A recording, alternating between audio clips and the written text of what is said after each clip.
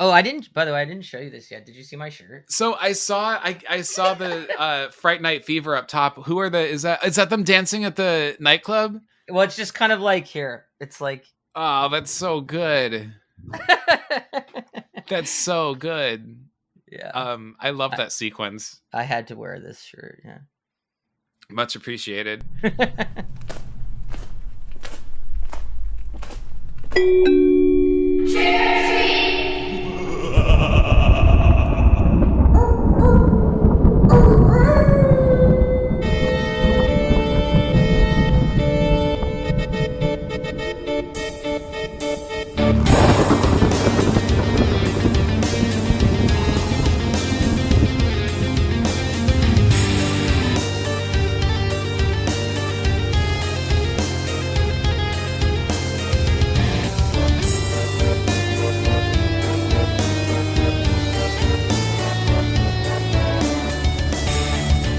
Hello, spookies, and welcome to the Rick or Treat Horrorcast, hosted by yours ghoulie, Ricky J. Duarte.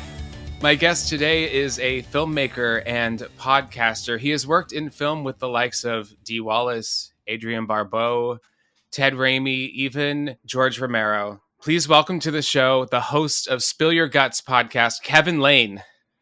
Hey, what's going on? Hey, happy to have you here. What's going on? How are you today? I'm great. Thank you for having me. Sure thing. I'm so excited to talk to you about the movie of choice today. Today we're talking about the 1985, I'm going to call it a classic. I fucking love this movie. Absolutely. Of course it's a classic. Talking about Fright Night. Fright Night. Yeah. Man, I cannot roll my R's to save my life. I am a singer and You've an got actor. to when you say Fright Night. You got it. I will let you handle that moving forward. Right. Got it. Anytime you need we need a little buzzer or something on my end, so when it's time for me to say it, yeah, I'll know when the red light comes on. I've worked with vocal coaches and everything, trying to. Yeah, it's funny. I have a friend who actually I'm not famous for my R rolling or anything, but I have a friend who just cannot do it, and so she was like, show me how to do it. And I was like, I think it's just a thing you can either maybe do or you can't. Like, we sat there like idiots.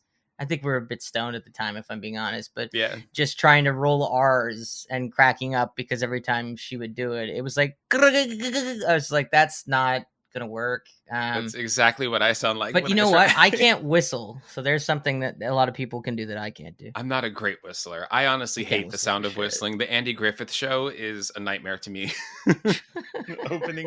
opening. You know, I didn't picture the Andy Griffith Show being your go-to anyway, or anything. I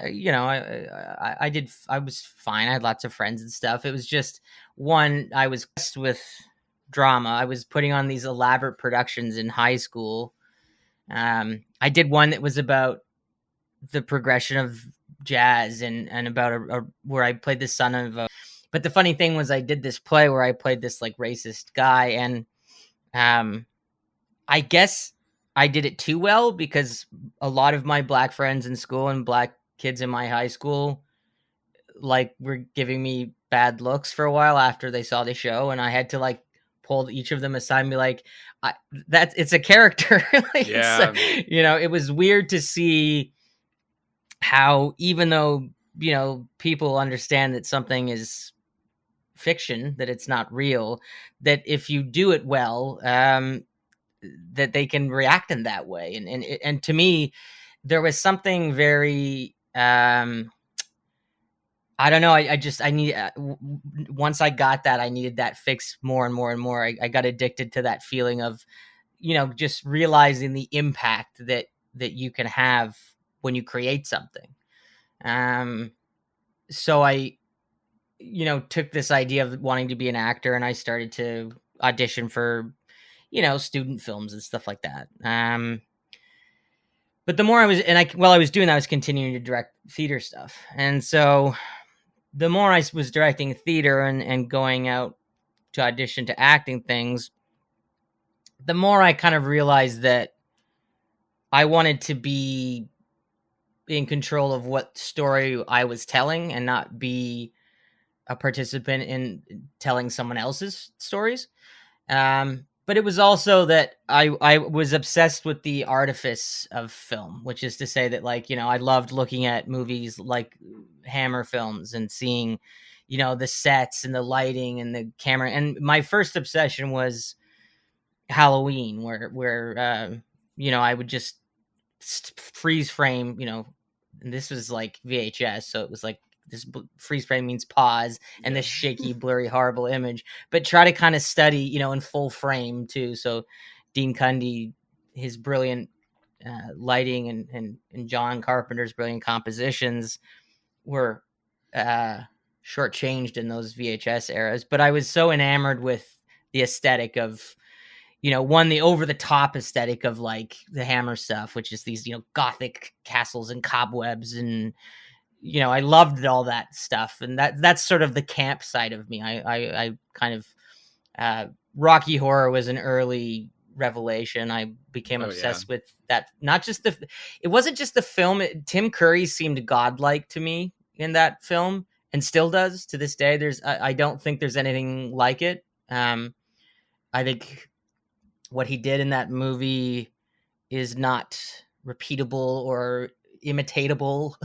I think it was one of those instances where the stars aligned in just the right way, where the exact right person in the world to play the exact right part all kind of lined up, and we got this iconic, masterful thing that was Tim Curry and Rocky Horror. I mean, I love the movie all across the board. Everybody's fantastic in it, but Tim Curry to me was just like a revelation, and not just because of the fact that he was portraying I guess his character is sort of sexually fluid in the movie. He's not necessarily gay, but he's a transvestite and all these things. And that part, of course, was connective, but it was also, he was so alive. It was it was so, he was huge and this towering presence of, and I thought he was beautiful. And I just thought he's, not in the way where like someone looks at someone and goes, wow, that person's hot. Like, there was just something about the way he moved and spoke, and he was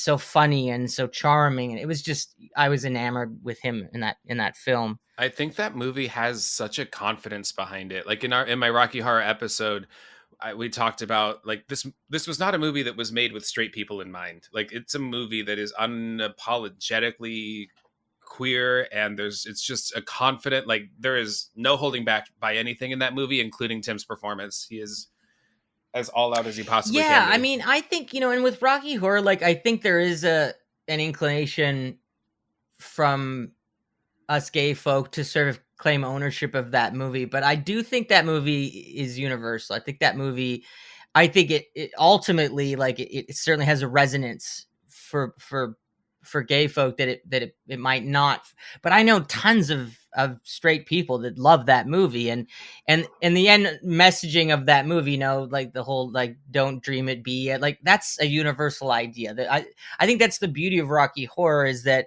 to me it speaks so directly to gay people and communicates on a language that if that's who you are, there's something really special there, but not at the cost of excluding everybody else. No, and I think what I meant was, like, it is the sexual fluidity is in no way heteronormative, right? So perhaps heteronormative audiences were not. But you know what I mean? Like, there's so many films, even now, that are supposedly, made for for a queer or an LGBTQ, whatever the term you want to use, audience. And there's something about it to me that where it's like there's a quality of exclusivity there, where I'm like, that's fine, and I understand why, but to me, what I think was so great about Rocky Horror was that it managed to do both. And there's so few films that are as resonant, I think, for gay people that are accessible necessarily to just anybody. There's other movies like Brokeback Mountain, certain just films that I think the themes are universal and people can just connect to them. But it's like, I remember taking a group of pretty, like, jockish guys to see it was they were projecting in 35 Rocky Horror at an old review cinema in Toronto. I took it was me and a bunch of straight dudes, and they loved it. They really got into it. And I was like, see, that's the kind of sort of, I think, the magic of Rocky Horror. It's like, if you don't like Rocky Horror, it's probably just because you're a humorless twat. Like it's a vulgar word. Do you want me to swear on this, by the way? Oh, fuck yeah. Okay. All right. And so I think that led to me, like, long story long, but I decided I wanted to be a director. So I went in. I had a family friend, who worked at a company called William F. White, which was a company that provided lighting and grip for feature films that were shot in Toronto, so like X-Men and stuff like that. And I went in and said, look, I just want to get on set. I'll do anything, PA, whatever you need me to do. So they got me in doing playback, which is like, the monitor or monitors where something's playing on a TV screen on the set. And so the first job I did, I think, was Finding Forrester with Gus Van Sant and Sean Connery.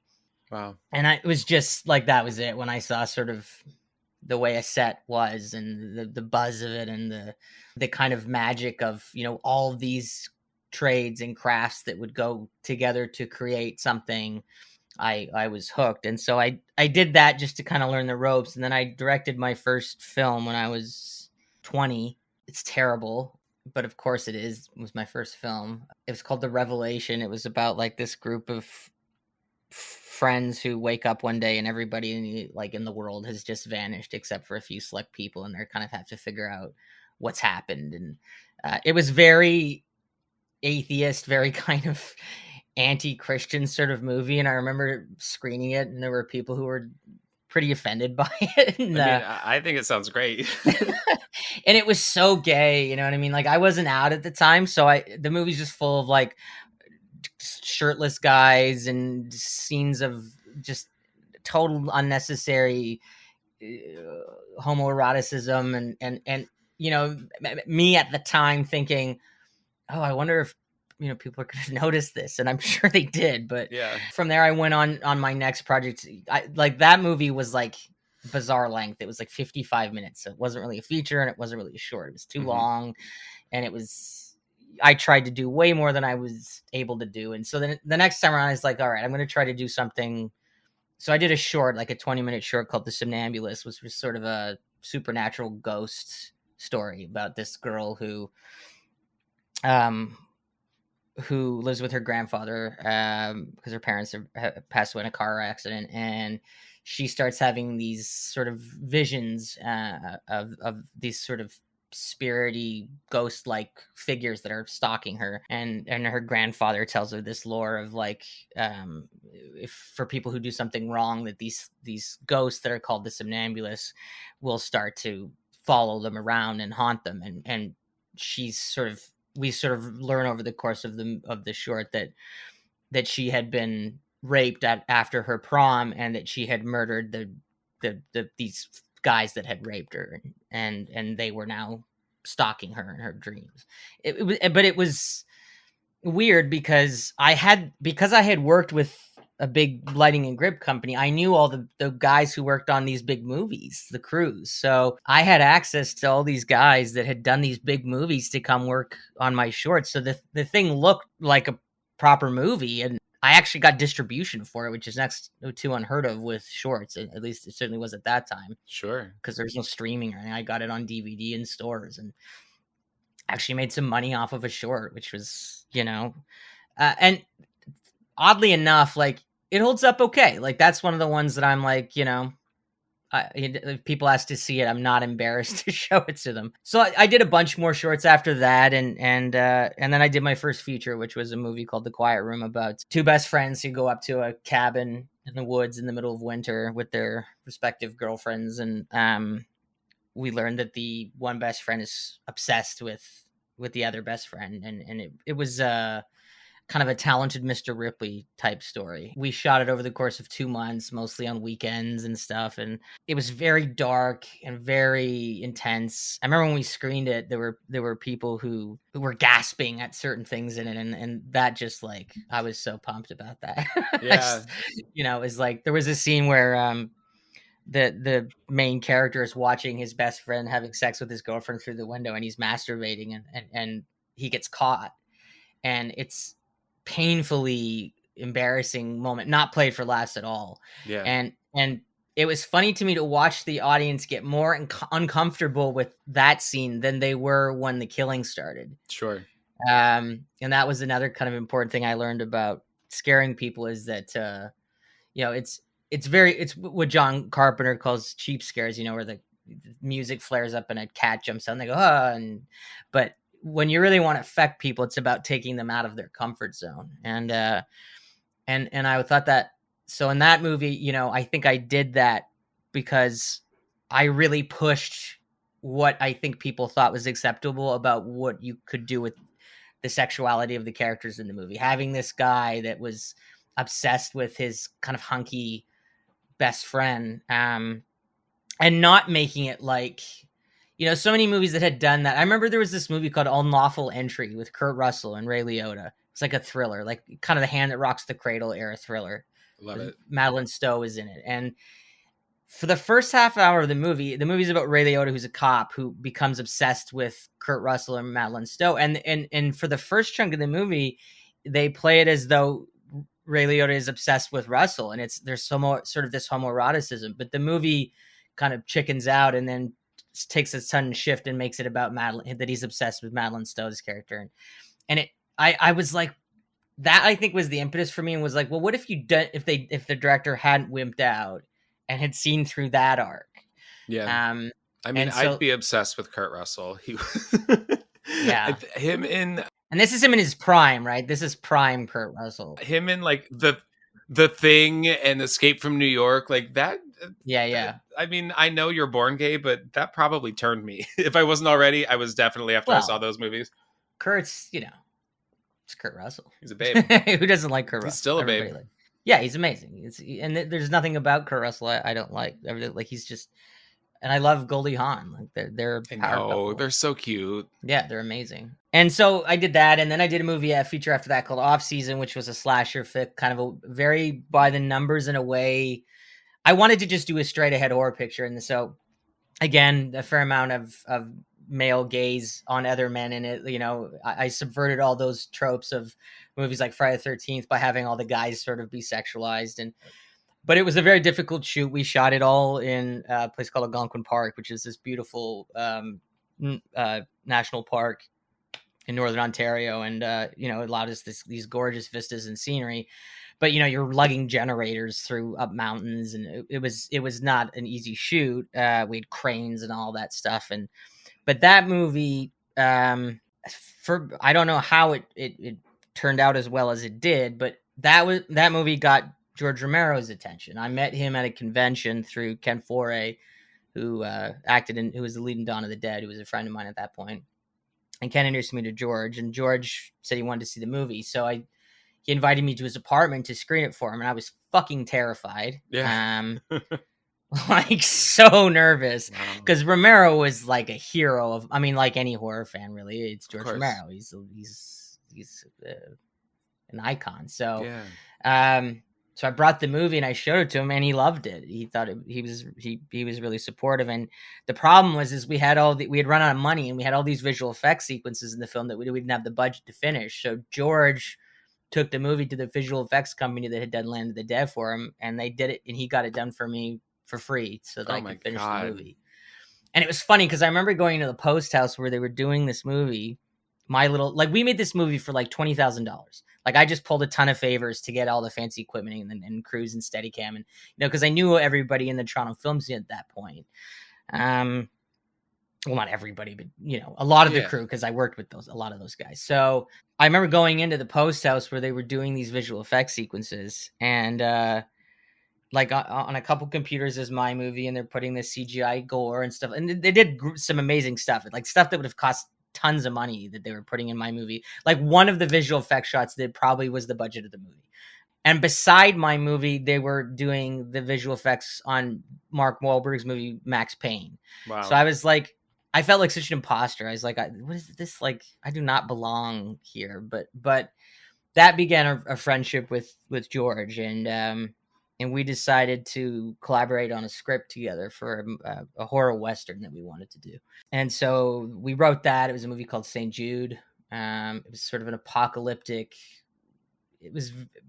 I can't say too much because it's that script is still, there's still the possibility it will be made, but it was about an old time police sheriff. We had Lance Henriksen was attached to play the role. I had met with Lance and he was excited to do it, and so I got to know him, Lance Henriksen, that way. And he's the coolest guy in the world. I love Lance Hen. I was just watching Pumpkinhead the other day. Yeah, he's a wonderful man. He really is, and such a brilliant. I mean, it's so funny whenever I see Pumpkinhead. It's like Lance is doing an A-list Hollywood performance, and then the kid actors are all B-movie horror actors. Totally. Oh, totally. Lance is so good in that movie. He gives this beautiful dramatic performance. He's heartbreaking in it. Like, I'll always remember that scene in the car where he turns and he sees his dead kid go, "What'd you do, Daddy?" Like, that's such a shocking scene. I think he's in a better movie than everybody else. Like, Pumpkinhead it's a good movie, but it's like he's just it's just like that a lot, so far above everyone else. Yeah. And I find that with him a lot. There's so many, because he works so much. Lance just loves to work, and there's so many movies I've seen him in where I'm like, it's like no one told Lance he didn't have to be this good, but that's just Lance. That's his work ethic. Like, sure. I remember meeting with him for the movie, and we met at this like cafe, and it was somewhere out in the ranch territory in California. It was like, I can't remember the name of it. Agua Dulce or something was the name of the area. And it was this funny meeting because I was, again, scared shitless because he was a hero actor of mine. I'd always loved Lance Henriksen.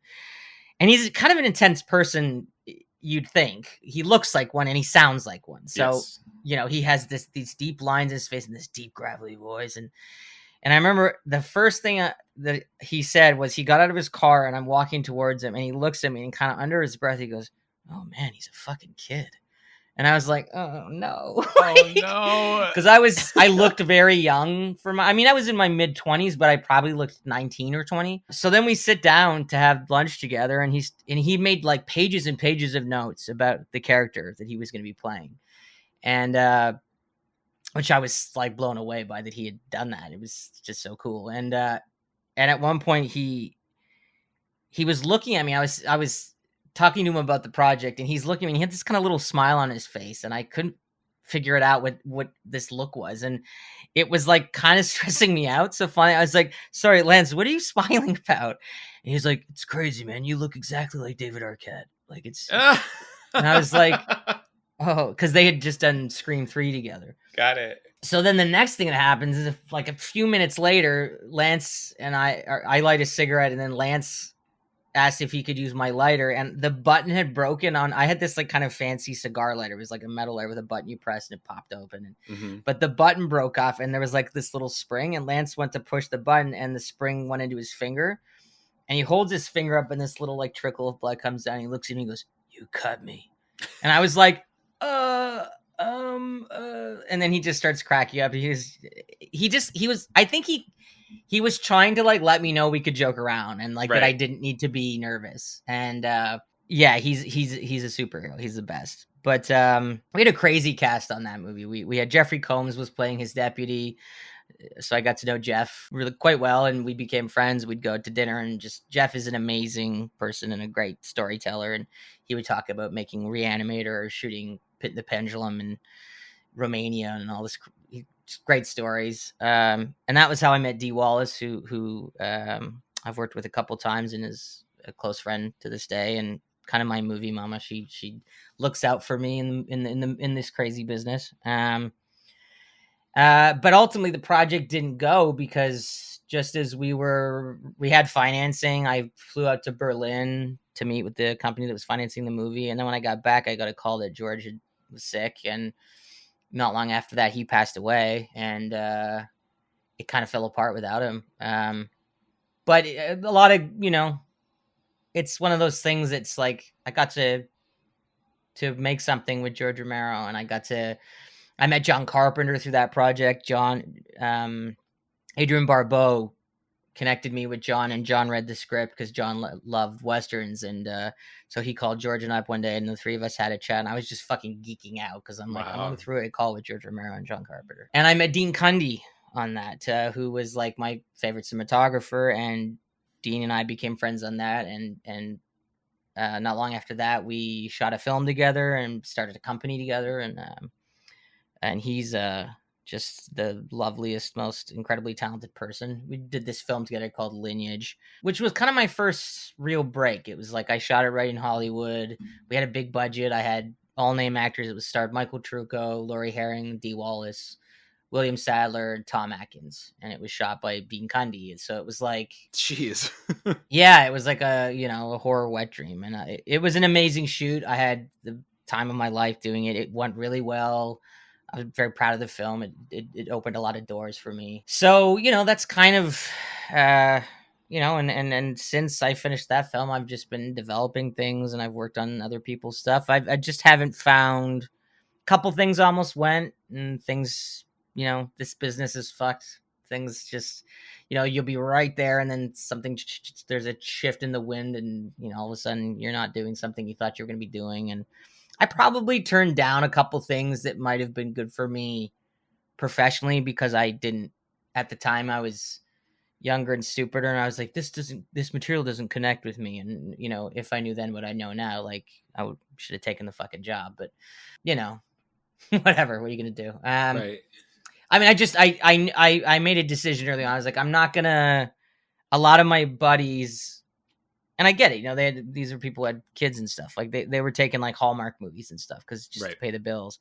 And I was like, I can't do it. I can't direct pretty white people, like A Very Corgi Christmas, and just like two pretty, probably soap opera actors or like, actors who had one big movie 20 years prior or something. I just couldn't, I don't know. I was just like, I just kept picturing like George being disappointed in me for doing shit like that. Sure, of course, but then also you can get stuck in that world as well. You absolutely can. Like it's probable that you just would get stuck there too. And it's funny because like I don't, I know some great directors who do those films for side gigs for some cash, and I don't have a problem with it. It's just not for me. Like I'd rather do other things, than. Like, I don't need to be on set that badly that I want to do that stuff. So, I've been developing projects. And then, of course, when the pandemic hit, that, everything got put on hold. And I started going kind of stir crazy because I was just tired of going into development on one project after the other. And I was doing like script coverage for other people's projects and making a bit of money that way and stuff. And I just, but I kind of missed, like, one of my I'm a very social person. I used to love just getting out among a group of filmmakers or actors, or, when I lived in LA, it was one of my favorite things is just to hit a bar or, and just, get nice and blitzed and yak about movie making and the trials and tribulations of, getting movies made, or with my actor friends of getting the part or whatever. And all that went away, right, during the pandemic. So that was kind of when I was like, okay, how can I recapture that or have that in my life still? And that was where the idea came to do Spill Your Guts. Was like, I was listening to all these different horror podcasts at the time, and I was like, well, not to sound like a dick, but I was like, some of them were pretty fucking awful. And I was like, well, it's obviously not that hard to put one of these up there, get it out. So I was like, all right, well, what would I do with this? What would be the sort of the format? And I realized, I was like, well, one of the things that's always been my strength is like, I was always a really good networker, and I know a lot of people who work in the horror business. So I was like, well, wouldn't it be cool to kind of do a lengthy, kind of very in-depth sort of deep dive into their careers and their, their inspirations, and not do kind of those PR style interviews, which just, very kind of surfacey, just get really, where I get a director or an actor, like, we've had people like Jeffrey Combs or Adrian Barbeau or Neil Marshall or whoever it was, Doug Jones, whatever, these people that, and I have them for 2 hours, and I get to really get in and get into the get into the kind of the marrow of their career and not just scratch the surface. It's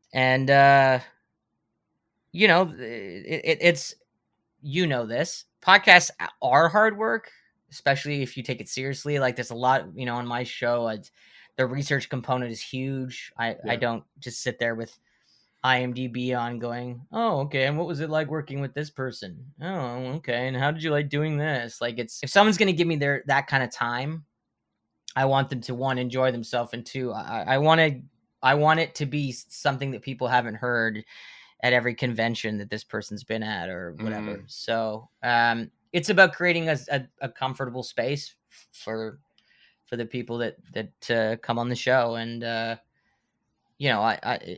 it's also, for me, it's been great in terms of I've made a lot of new friends doing it. I've got to meet some people I admired in the business that I didn't have a reason to reach out to, that in doing the show, by the time it's done, it's like we're buddies, and, call me if you need anything, or if you ever want to chat about, a project.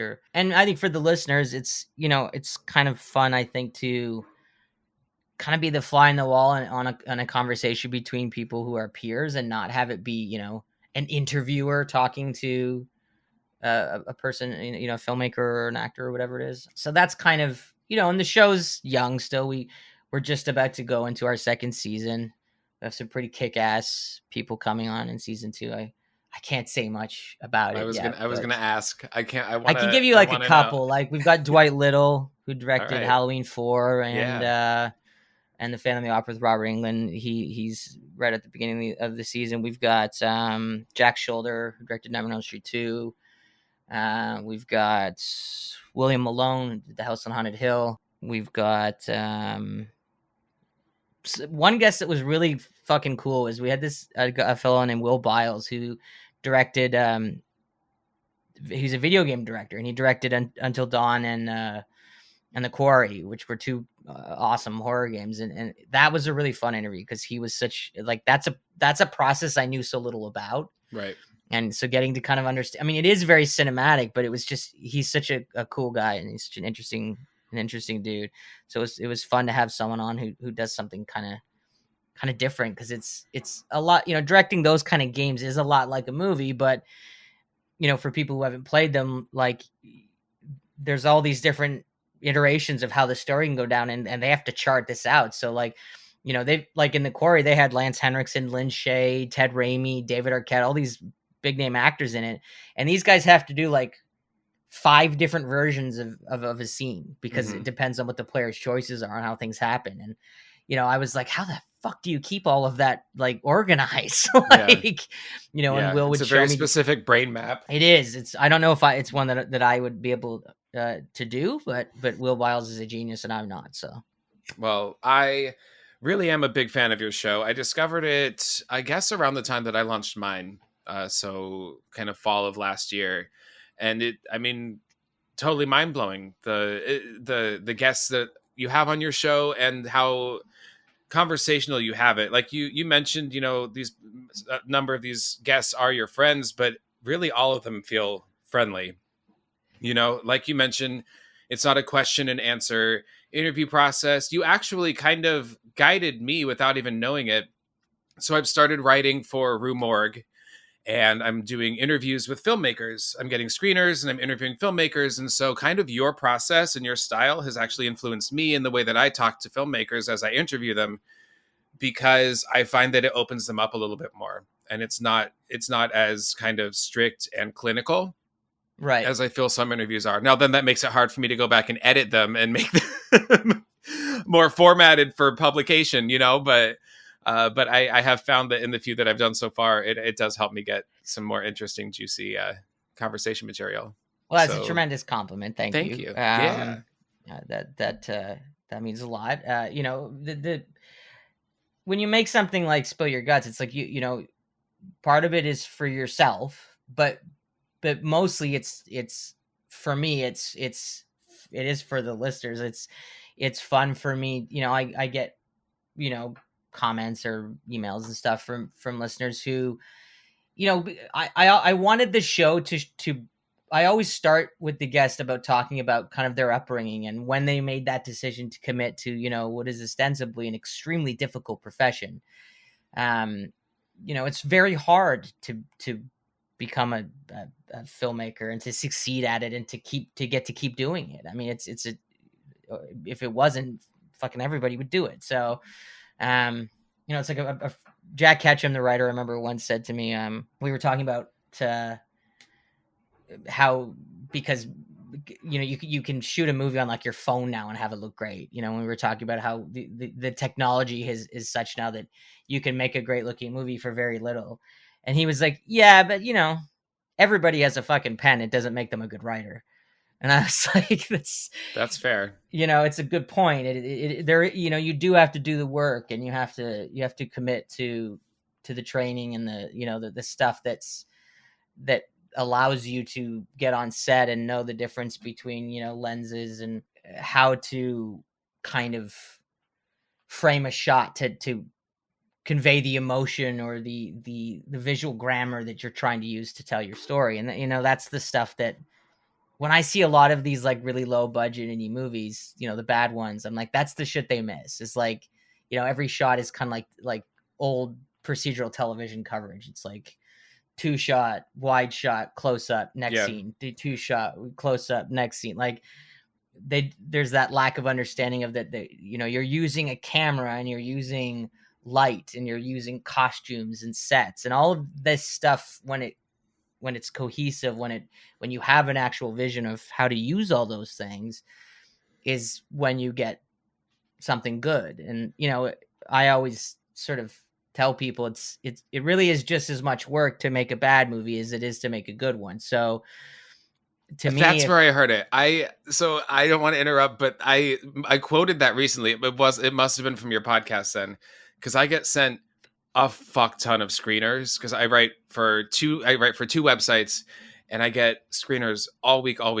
And my editor told me I finally made it as a reviewer because someone attacked me hardcore on Twitter. And I was purposely gentle in this review. Right. And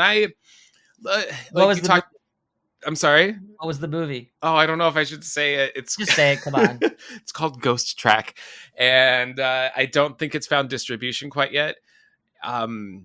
Just not great, and I think the director was fine with the critique that I gave. The commentary that I had on his on what he delivered. Yeah. But then when I mentioned the performances, that's what he specifically came at me for, which I kind of respect, kind of, protecting your cast, maybe. But he said, because in my writer's bio, it mentions that I'm an actor, and he was like, I can't fucking wait to see you act, Ricky. Where are your credits? And I'm like, I'm a stage actor. I don't, don't look at my IMDb. It's not that great. That's the thing is, like, as an actor, that's part of the job, and you know that when you that's part of what you're signing up for. So you better develop a thick skin, or you're fucked. You know what? So. And here's my thing: is that I can abide. I guess we can move into the next portion of the show. I was going to ask, like, have you seen anything scary that you want to recommend or not recommend recently? And I'm going to go ahead and talk about this because I just saw an off-Broadway play about Elizabeth Bathory. So. Famous historical countess who allegedly was a serial killer who bathed in the virgin blood of young women in the surrounding village. Yeah. And I got this ticket and I was like, man, this is such a great concept. Like, there's not a movie about her. There's never, she's such an interesting figure. Let's tell this story. And I get to it, and I can totally look past budgetary issues when it comes to design and space, and it was in one of my favorite off-Broadway venues, but I really struggle to abide really bad acting. It's the first time I've ever walked out of a show at intermission. I did not stay for the second act. I looked at my watch and I could not fathom sitting through another act. And it was really unfortunate because they took this script and they were trying to give her a feminist forward perspective and perhaps comment that society had driven her to do this. But then at the same time, they were commenting that she's always had this evil inside of her. And I don't, unless I missed something, I don't feel that you can have it both ways. Also, I don't see how you can try to make a feminist forward story about a woman who was killing other women to bathe in her blood to stay young and beautiful.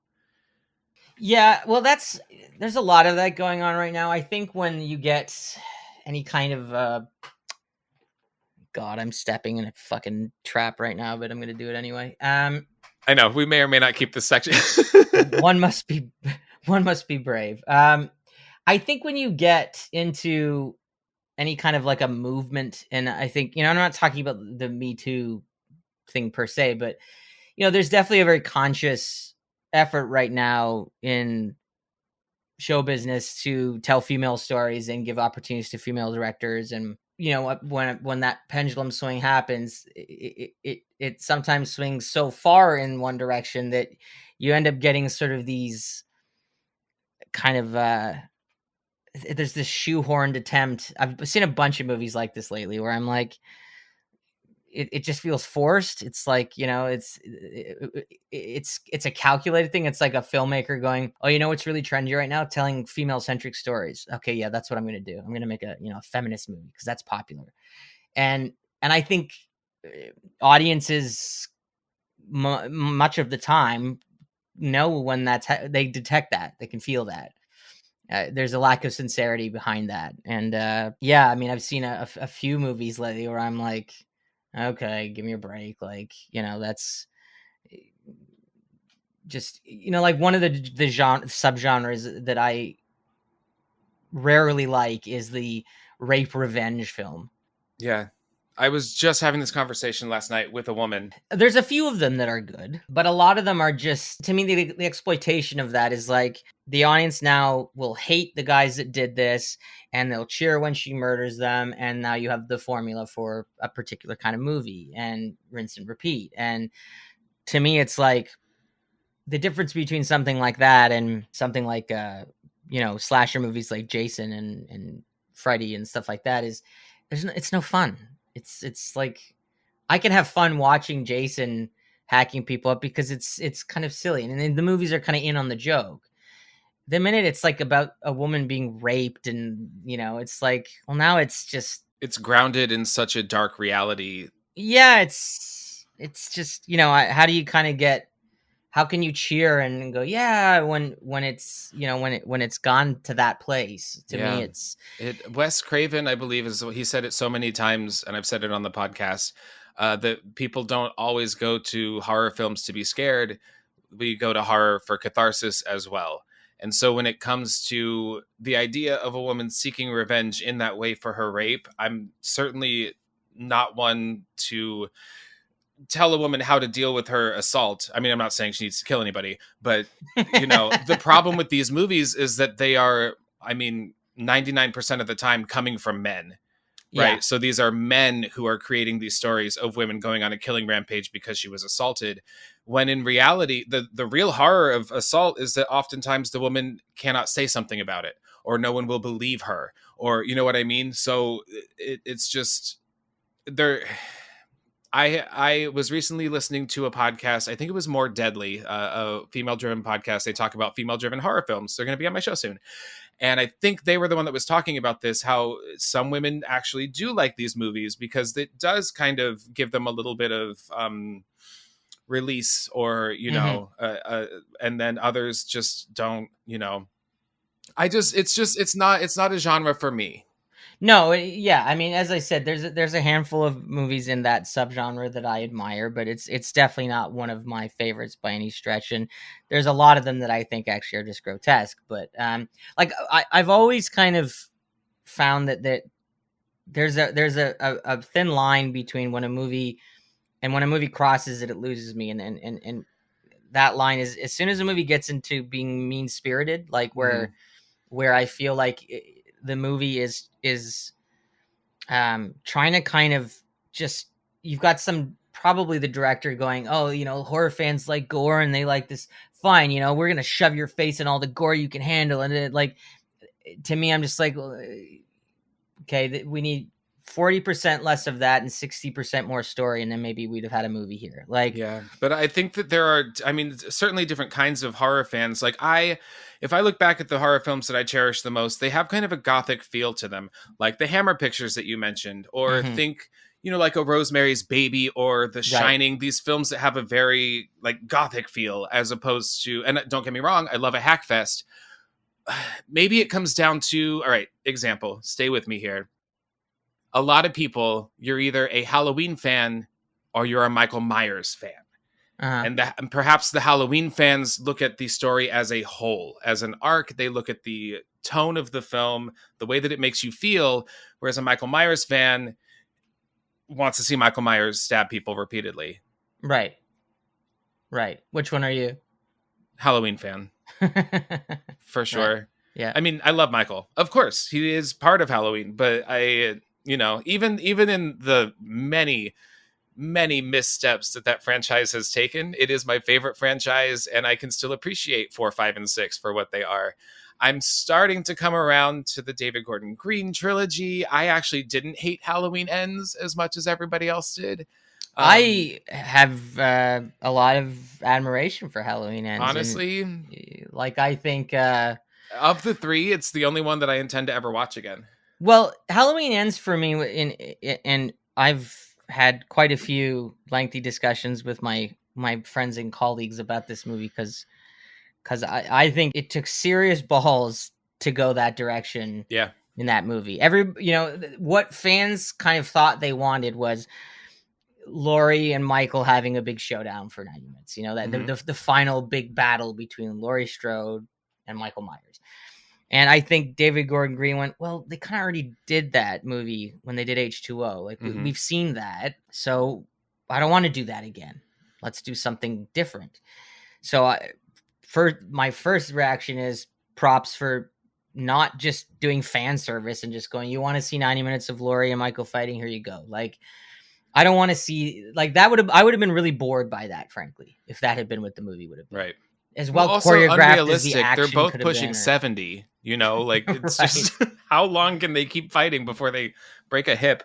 Yeah. I mean, and I also thought that the whole what's the kid's name in it? Corey Cunningham. Yeah, that character was one well played by the actor, and I liked the idea. There's some inconsistencies in that movie for sure. I remember being pretty baffled by that at the end of Halloween Kills. Michael's kind of at the height of his power, and then when we pick it up for no particular reason at the beginning of Halloween Ends, he's like this kind of bum in a sewer. I just didn't sort of get how it got from that place to the other, but kind of a minor thing. I don't really care either. I mean, by Halloween Ends, which is what, part 11 or something of the Halloween series? I think it's 13. Is it really? Yeah. I mean, okay, so how many times can we just see Michael going around stabbing people? Like, and if you're right, if that's I'm sorry, it's 13 if you count Rob Zombie. I don't know if you count Rob Zombie. Go on. Yeah, I do. I mean, it's they exist. Official Halloween movie. The only Halloween movie I can't deal with is Halloween Resurrection. I just can't. Same. I can't. I can't do it. I can't fucking do it, man. That movie is. I tried to rewatch it this last October. I remember showing that movie to my husband, and I hadn't seen it in a while, and he had never seen it. And I showed it to him, and while I was watching, I was thinking, "Oh man, this is actually worse than I remembered." And embarrassed that you showed it to him. No, and then it was over. And my husband's much more forgiving with movies than I am. He turned to me and he said, "Babe, I know you love the Halloween movies, but can we never watch that one again?" I was like, "Sure, no problem." Such a bummer. That was the first Halloween movie I ever saw in a movie theater. I begged my parents to take me to see H2O, and they wouldn't. We rented it when it came out. But so that was the first one I saw H2O in the theater like 6 times. Oh, I fucking love H2O.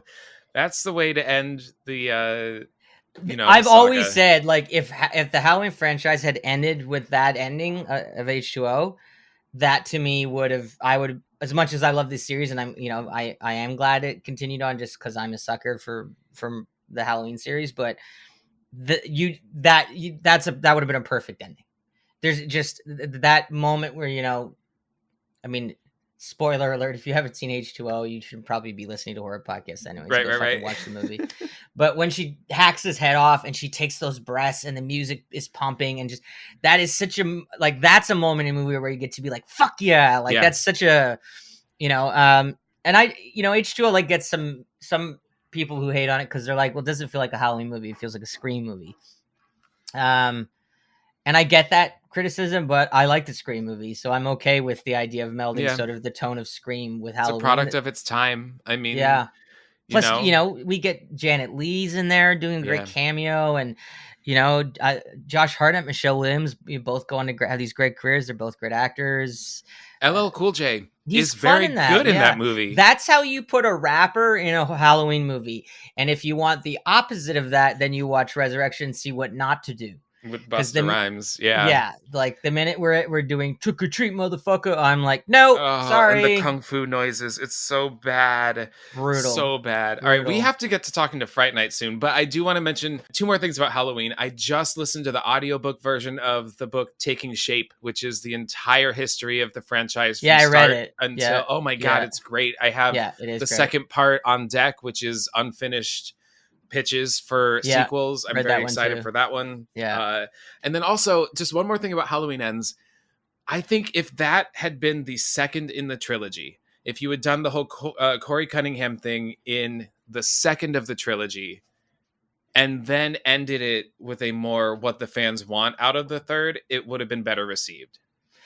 I think you're probably right, but I'm still glad they didn't do it that way because I'm so anti fan service. I think as a director, it's your job to tell a story that that is crafted from a place of, you know, originality matters and giving audiences something that maybe they don't expect is sort of part of your job as a filmmaker. So when I see these kind of fans frothing at the mouth that they didn't get the exact movie they want, it's like, well, just because you went on fucking Twitter and were like, this is what I wanted. I wanted to, like, go become a writer then and get a movie made. And you can make the fucking movie you want. But it's not a director's job to just cave to I mean, we've seen movies like that now. You know, when movies that are just stitched together with fan service moments, and they always suck. So it's just, you know, I thought David Gordon Green, you know, his three films, they have their problems, but overall, I'm a fan. I think that I never tire of watching Jamie Lee Curtis. She is one of the greats for a reason. And you were asking me if I had any recent horror film recommends. Yeah. One that I saw recently that I thought was really pretty amazing. God, what was the name? It was Tim Roth. Resurrection. Yeah, Resurrection. I loved that film. It's what's that actress's name? Christ. Rebecca Hall.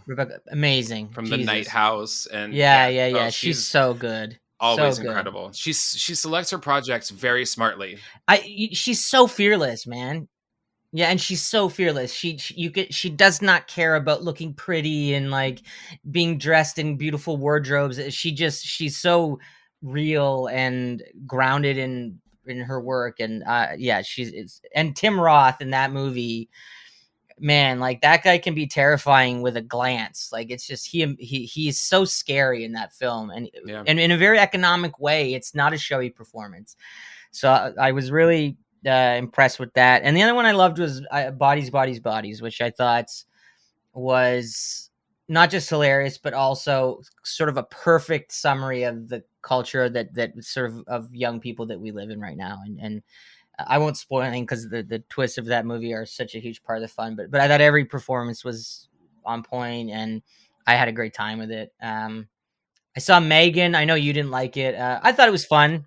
I liked it. I hated Megan. Oh my God, I hate Megan. Why did you hate it? You know, it just comes down to it is not for me at all. I don't care about raising children. I don't find her to be scary. And I know here's my theory. Yes, it opens with a joke sequence. I get that.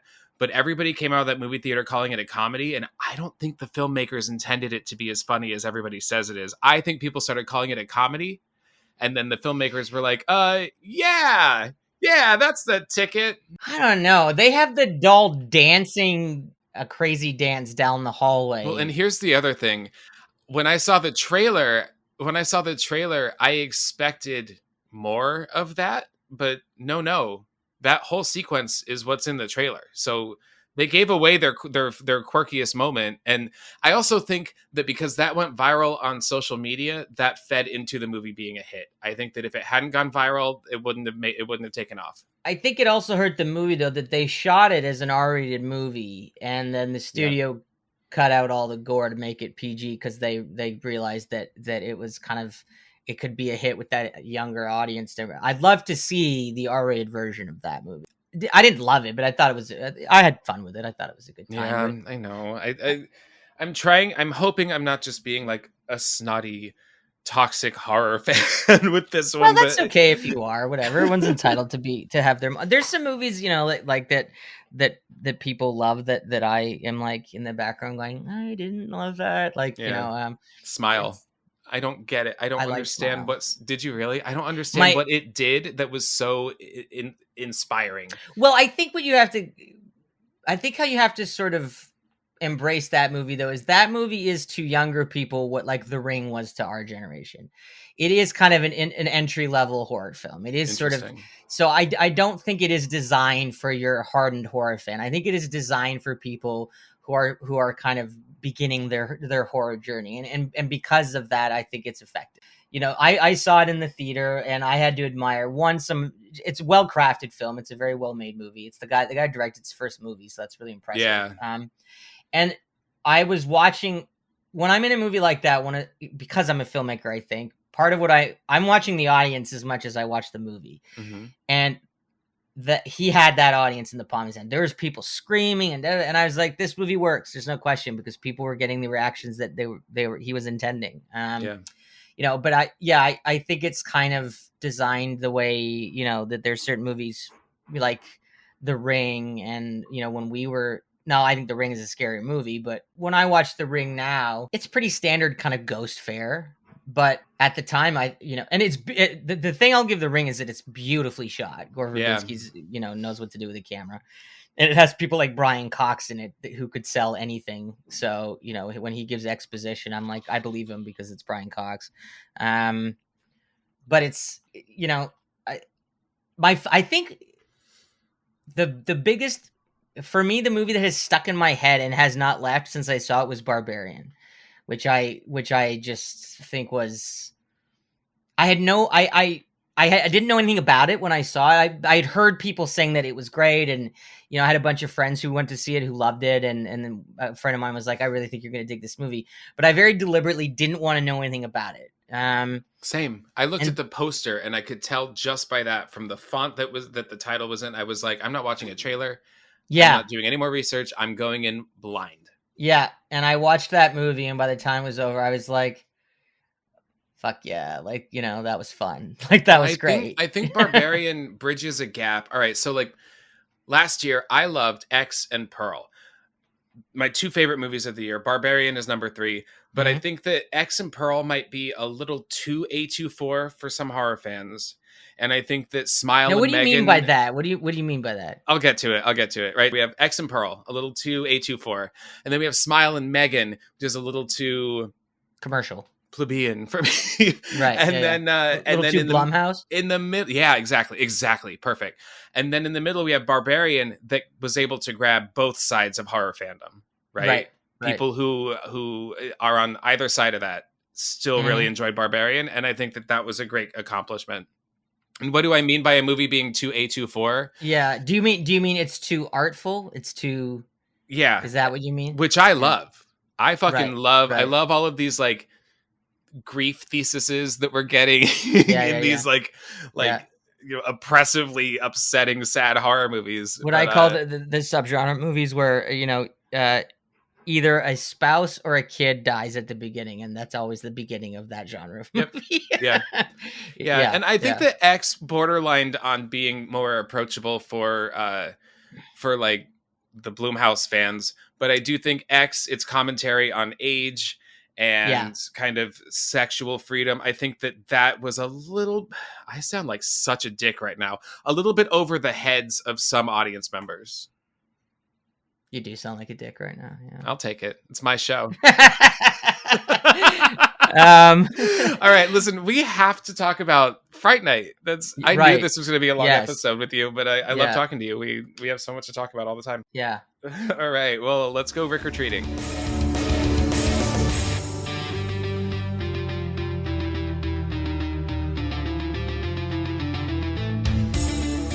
I love this movie. It's a big... I want to do like kind of a top 5 list of introductory horror movies, right? The movies that kind of get you into it as a child. And for me, this was one of them. I think it's approachable for a younger audience, but it's still just scary enough to entertain kind of the adult field as well. I also, with you talking about all of your filmmaking that had homoerotic undertones, I really wanted to talk about this movie with you because this movie is loaded with them. This is so gay. Yeah. Yes, it is. Gay. Yeah, Admittedly, Tom Holland has come forward and admitted that it's there on purpose. No, Tom Holland is not a gay man, though, is he? Not to my knowledge. I don't think he is. Yeah. No, I don't think he is. Yeah. And we'll talk a little bit about why it's there. It was 1985. People were starting to talk about gay people. They were, and this was also the start of the AIDS crisis. And so there's even Evil Ed makes a comment of, do you think he's going to poison your blood? And so it's there, right? Well, and I think vampirism has always been a great monster to represent, things like the AIDS, the HIV and the AIDS crisis, because, you're talking about blood is the life, the contamination of blood, So there's other movies that fit that criteria. If you're going to pick an iconic movie monster to deal with that subject matter, it's going to be vampires for sure. Agreed. As mentioned, directed by Tom Holland. He wrote and directed it. He would go on also to direct Child's Play. The first one. Which, if I may interject for a minute, it pisses me off how little credit he gets for the success of the Chucky franchise, because Child's Play, it's Don Mancini's baby through and through, no question, but Child's Play was so well directed, and had Tom Holland not made such a damn good horror movie, we might not have got the further adventures of Chucky that, has created one of the best franchises in horror. So I think you're absolutely right. Cause I just did a couple weeks ago an episode on Child's Play 2, and I love that film. I think it looks great. I think that it's atmospheric. You want to know something funny about that movie? That was a movie I saw as a kid that gave me the worst fucking nightmares. I had a Cabbage Patch that I used to take with me everywhere as a kid. His name was Leonard Radford. And I would carry it's after seeing Child's Play 2, which, when I see it now, it's amazing because it's a fucking talking doll movie. It's like, it doesn't scare me at all now. Right. But as a kid, that movie just like maxed me out. And my poor Leonard Radford got shoved into a closet for many years because of that movie. You have to listen to my episode, because I had a My Buddy doll. Do you remember My Buddy dolls? Oh, My Buddy and Me. Exactly. Yeah. So Big Sister, the spinoff. The Big Sister. Yeah. I already told this a couple weeks ago, but I'll tell it again. I saw Child's Play 2 on TV and was afraid of my buddy, so I threw him in the trash. And then my mom took him out of the trash and put him on my bed. So now I'm convinced that Chucky crawled out of the trash and climbed onto my bed. Or not Chucky, but my buddy crawled out of the trash, climbed onto my bed. And so I didn't see the rest of the Child's Play movies for a very long time. But if we're going to talk about the first one for just a second more, the first one actually is very scary. That moment when he comes to life for the first time to attack the mom is very shocking. It is. The first Child's Play is a much darker movie than many of the sequels, and even I have love. I think for every single Child's Play. The third is probably the one I'm the least affectionate about, but it's still good. But it's probably the one that I return to the least. But the first one, I think Brad Dourif too, in the first one, made Chucky a darker character, and I think as the series went on and he got kind of quippier, and it's almost like Freddy has a similar journey, right? You look at Freddy Krueger in The First Nightmare, and he's a sinister character, and as the movies went on, he became sort of the fucking Johnny Carson of horror, comic booky. Yeah. I mean, he was on lunchboxes. It was a Freddy hotline. All right. So, but speaking of Tom Holland, did you know he wrote and directed Fright Night also? I heard that somewhere. Yeah. The film was made on a budget of somewhere between 7 and $9.5 or $9.25 million. It brought in 24.9. It was a hit. Critics liked it as well, which is rare because it's kind of on the quirky side, a little bit goofy, but in the best way. Yep. This movie was able to speak to a lot of different types of audiences. It stars Chris Sarandon, who would go on to star in Child's Play, as Jerry Dandridge, hashtag daddy, our vampire. I mean, I still am attracted to him, but like when I was a kid growing up, it was him and it was the vampires and the Lost Boys that like got my attention. That's a given, sure. The Lost Boys, like leather-clad punk rock vampires on motorcycles. Yeah, I'll take it. We have William Ragsdale as Charlie Brewster, our lead. Who's great. He's so good. It doesn't get enough credit. The studio wanted Charlie Sheen for this role. And, well, Tom Holland took one look at him and said, he's too handsome. Like, he's too good looking. No one's going to buy this. He's too Charlie Sheen. He's too brooding. He's too, especially in that era, right? Because I think that would ruin the whole fucking movie, frankly. Think of him in Ferris Bueller, like his 30-second scene where he's like kind of the bad boy in the police office. I think that would have wrecked the movie because William Ragsdale feels like a normal dude. And Charlie has to just be kind of almost a bit on the kind of geeky, not a geek, but like a bit on that sort of lonery. We have to buy that he thinks that Peter Vincent is a real vampire slayer. You know, we have to buy that he would hang out with Evil Ed, and I don't see Charlie Sheen hanging out with Evil Ed. Never in a million years. We have Amanda Bierce playing Amy Peterson. This would be before she goes on to be on Married with Children to play. Was it Marcy Darcy? Was that the character's name? Yeah. The neighbor. Yeah. Amanda and Bierce, also a really bad haircut in this movie. Yeah, and a big gay rights activist and a huge ambassador for the community. So she's queer. Yes, and very involved in a lot of work in the community. She's an amazing person. Well, speaking of gay, we have a couple more gay cast members. Roddy McDowall as Peter Vincent. He's incredible in this role. Let me know when you want to do the Roddy McDowall part of this, because I'm going to talk a lot about that. Great. We can do it. Let me get through talking about the cast, and then you can take over. The role was actually written for Vincent Price, as it turns out, and Vincent Price was intended to play himself.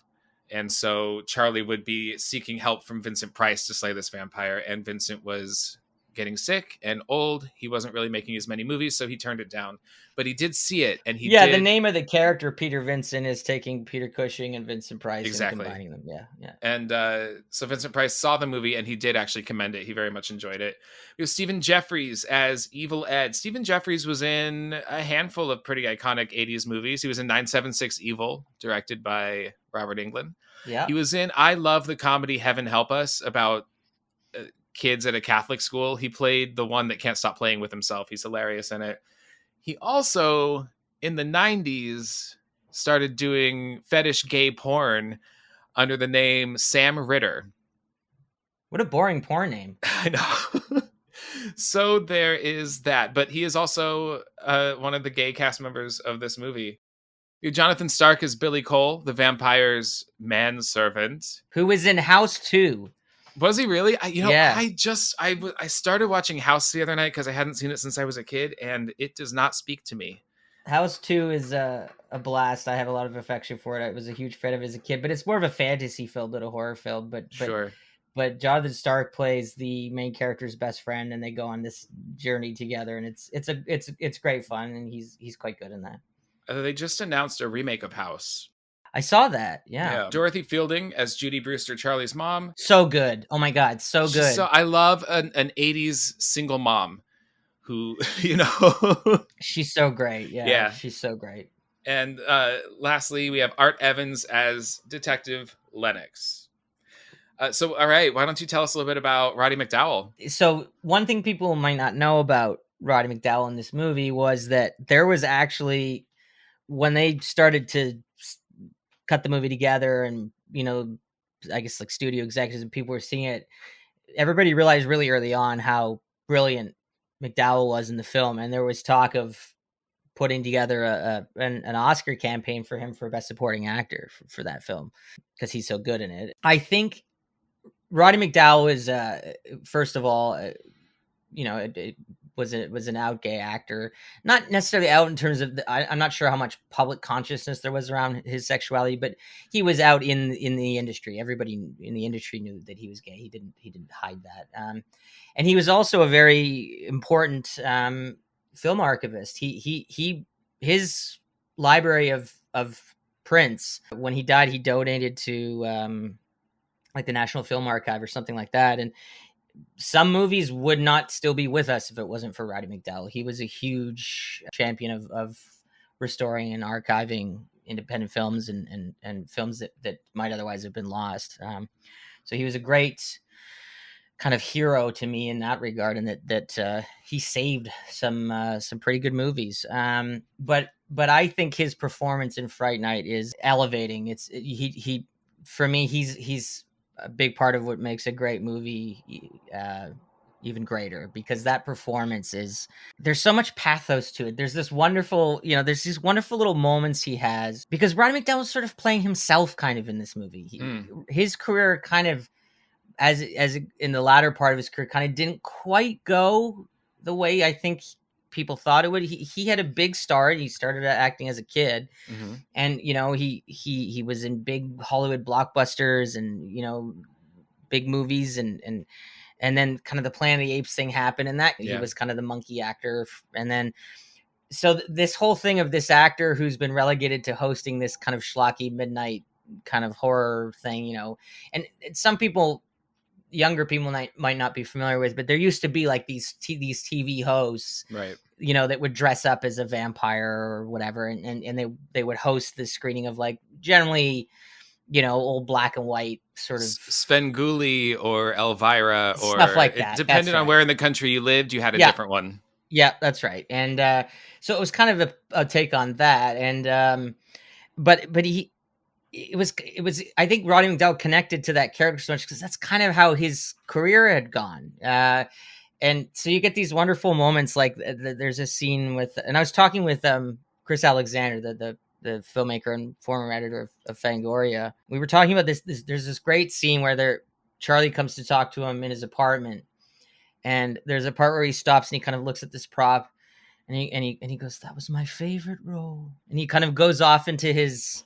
You see him sort of go off into space from when it remembered, all the promise that his career once had, and look at where he is now. And McDowall plays the hell out of those moments, and he takes what could have been sort of a caricature and brings this pathos to it that I think, for me, is one of the reasons that Fright Night is as good as it is because of the Peter Vincent character and Roddy McDowall's brilliant wholeheartedly agree. One of my favorite moments from him is when Charlie first approaches him and he says, "Oh, I suppose you want an autograph," and Charlie says, "No." And he turns around and gives him a look like, "What? Why?" You what? You don't? How dare you? Yeah. It's wonderful because McDowall plays the character a bit foppishly. He is a bit sort of.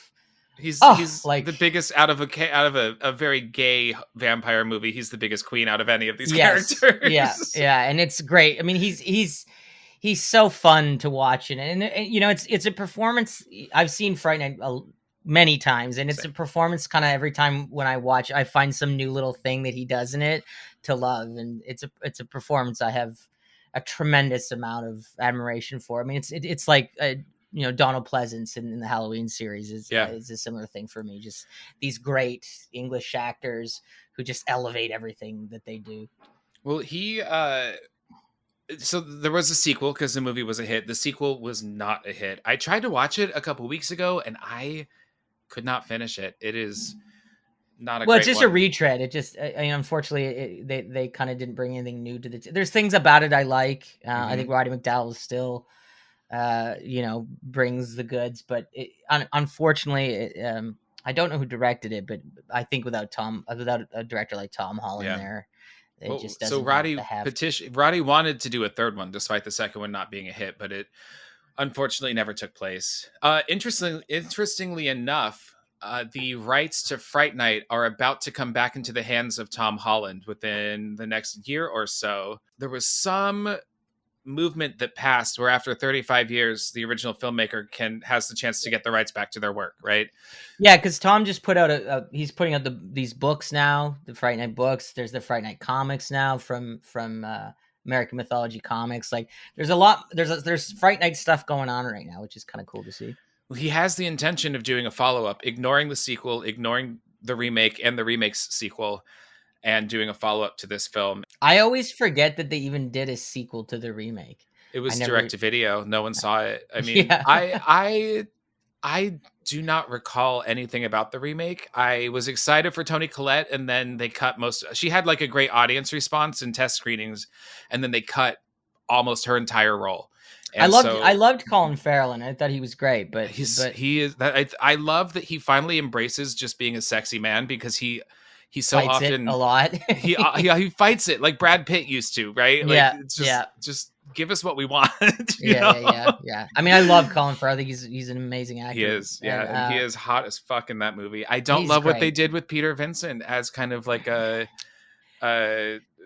illusionist kind of thing. Yeah, Vegas. I like David Tennant a lot. I do too. And I think he did the best he could with what they did with that. But I understand why they did it, because of what we were just talking about, that audiences, younger audiences now don't have a point of reference for the idea of TV host. Yeah. So I kind of get it, but it just doesn't have the warmth that Peter Vincent does, and losing that, I think it takes something away. However, Anton Yelchin, who I miss a great deal, is quite wonderful in that remake. I agree. He was a great choice for it. Yeah. And so sad that he died so fucking young. He was perfect. I can't remember the name of the guy now. He that played Evil Ed in that version. I didn't care for that take on Christopher Mintz-Plasse. Oh. Yeah, he just doesn't have any of the. It's not his fault, but the way they wrote the character, he just doesn't have any of the greatness that Stephen Jeffries got to play. Franco has he plays like one of the kids in the town. He's kind of fun in it, actually. But I feel like I should revisit it, but also why? I don't know. It's fun. I'm not against remakes. I think if a remake... No, I'm not either. My thing is, if you're going to do all of these remakes, don't do remakes of films that already work. Take a movie that should have been good and wasn't, and make it better. You know? But you don't think that we needed a Psycho remake? shot for shot? No, not at all. Not even a little bit. It's great for film school lecturers to go, this is how to do. This is what doesn't work. Yeah, I think. He was at the height of his directorial career. They were going to let him do anything he wanted. I think Gus Van Sant with that movie was just like, let's see what happens, and then probably finish. It was like, yeah, okay, that's what happens. Doesn't really work. Okay, let's move on. Like, I don't think. I don't know, but Gus probably isn't not super enamored with that film himself. I would hope not. It's just not great. Not at all. Well, listen, why don't we get into the plot of Fright Night? Fright Night. Thank you. So the movie opens on a street, any sort of suburban street. And we've got this great 2-minute shot just panning over a couple houses in the neighborhood and moving into the bedroom window of Charlie Brewster, our hero. And while it's happening, we hear just strictly the dialogue from a very cheesy old vampire movie in the vein of perhaps a Hammer horror picture, right? Once we get to the window, we see Charlie and Amy, a high school couple, making out on the bed. And it turns out they have a Peter Vincent vampire movie on. Peter Vincent, obviously, horror host who used to play a vampire hunter. So Roddy McDowall kind of took this character from a point of view of, he probably made 8 to 10 movies where he played basically the same role in every movie. And he was... Yeah, I think it was very kind of Peter Cushing inspired. Yeah. Because Peter Cushing did a lot of that kind of character. And he approached it from the concept that he's actually a terrible actor. He's not a good actor, and he doesn't have much range, and he just did these and he became iconic. And that's why he's stuck hosting horror TV now, because he's not getting jobs anywhere else. there's this back and forth between Charlie and Amy about having sex for the first time. And at first, Charlie wants it, and Amy's saying, no, no, no. Then in the movie, as soon as Amy concedes and Amy says, all right, fine, we have Charlie get distracted by Peter Vincent on TV, who is going to drive a stake into the heart of a vampire. He's holding the stake backwards, which is ridiculous. And this is our first kind of sense of like heterosexual cock blocking, where Charlie's distracted by the TV. Suddenly he doesn't want to have sex anymore. I think the vampire says something like, touch my breast. And then that's when Charlie suddenly doesn't want to have sex anymore. From there, there's a distraction for the TV, and Charlie happens to notice that next door, there's a new neighbor moving in. They are carrying what appears to be a giant coffin into the cellar to go down into the basement. And he's obviously quite alarmed by this. Meanwhile, Amy's on the bed like, I'm ready. And Charlie? I think she's very good in this movie. I think she's funny. Awesome. She's adorable. Yeah, she's like great later when she becomes a total vamp. Yeah. Oh, her vamp out face is iconic. I mean, it's been on so iconic shirts and posters. And so Charlie is intrigued by what's happening, right?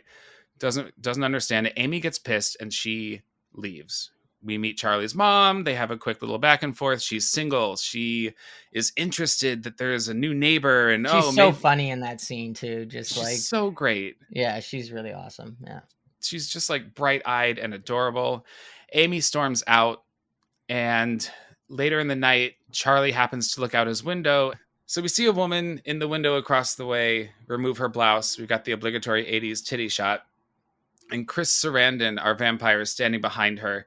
And it's very seductive. He gives such great, like, brooding, sexy face in this movie. And he does this he's very caressy and he moves in a very sort of, there's a silky kind of, very seductive way about the way he uses his body in that role as well. That I thought was just like perfect for that character. That's true. I mean, he's a sex machine. I mean, he really truly is. Oh, you know what? Early in the day is that he looks into the cellar of the house for the coffin, right? For the coffin, and he is interrupted by the manservant. What's his name? Cole something. Jonathan Stark. Billy Cole's the character. Yeah, interrupted by Billy Cole, and he says, "What are you doing, kid?" He's great in that scene. He's so good. So when he screen tested for this, he played it from a comedic standpoint. The role was not written for comedy. It was written to be like intimidating and scary. And he booked it instantly because he was so great at being. You know what's funny though is he's funny in it, but he is actually still menacing. Super creepy. Yeah, totally. Yeah, it's a very interesting. That's a hard thing to pull off, and he manages it. He's got behind his eyes. He's got this like, I can't wait to fucking slit your throat in the middle of the night look. Yeah. Behind that weird grin. All right, so that night, Chris Sarandon sees Charlie staring at him right before he bites the woman's neck, and with these long, creepy fingernail laden like a killer manicure, he slowly closes the blinds, and he knows that he's been caught by Charlie. Charlie freaks the fuck out, runs to wake up his mom. She's like wearing a sleep mask and has this bizarre wake up moment. Charlie tries to tell her that the woman next door is under attack and being killed, and she doesn't believe him. He runs downstairs to hide into the bushes, where we see the manservant carrying what appears to be a body in trash bags to be thrown into the back of a vehicle. He's hiding in the bushes. We see our vampire walk out of the house, and he's holding an apple. It was Chris Sarandon's idea to have the vampire snack on fruit throughout the whole movie. His idea was that there's a little bit of fruit bat DNA within his vampire. And somehow he makes eating an apple incredibly sexy. So sexy. I don't know if I don't think that the fruit bat thing comes across, I actually find it more confusing as to why is a vampire eating human food. I never cared because it's just I feel like when you're doing a vampire movie, you can change the rules up. Who cares at this point? There's so many movies have you kind of whatever. That's fair. And this movie makes a point to define rules specifically based on a Hollywood version of a vampire. Mm-hmm. So that's just the one liberty that they take that I don't feel like there's an explanation for it. Yeah, but if we, I don't care because I'm not mad. I need that apple scene. I need that to be in the world. So Charlie's mom comes out of the house calling for him because he woke her up and then ran away. So now he's busted. Jerry, the vampire, knows that he's hiding in the bushes. He turns around and sees him, and he tosses the apple at him. Yeah, which is a great moment. Is that a little bit maybe like the fruit of temptation, perhaps? Well, an apple is definitely a thing that as a metaphor, and the whole religious context of the apple and all. I mean, there's a lot that you can sort of project onto the symbolism of what's going on with the apple and stuff. But I do love the way that it's a very subtle thing that he does there of tossing the apple core towards the brush where Charlie's hiding as a way of going, "Hey kid, I see you." It's not the core. He's eaten the core. He's bitten like essentially almost the entire apple in one bite. Yeah. And it's just kind of almost the husk of an apple, an inhuman way perhaps to consume one. So Charlie runs inside, terrified. He knows that the vampire next door is onto him. Next day at school, Amy's trying to get his attention. She's so good at playing this like, "Look at me." Yeah, exactly. And he tells her, "My neighbor is a vampire." He has this very specific way of saying the word vampire throughout the movie.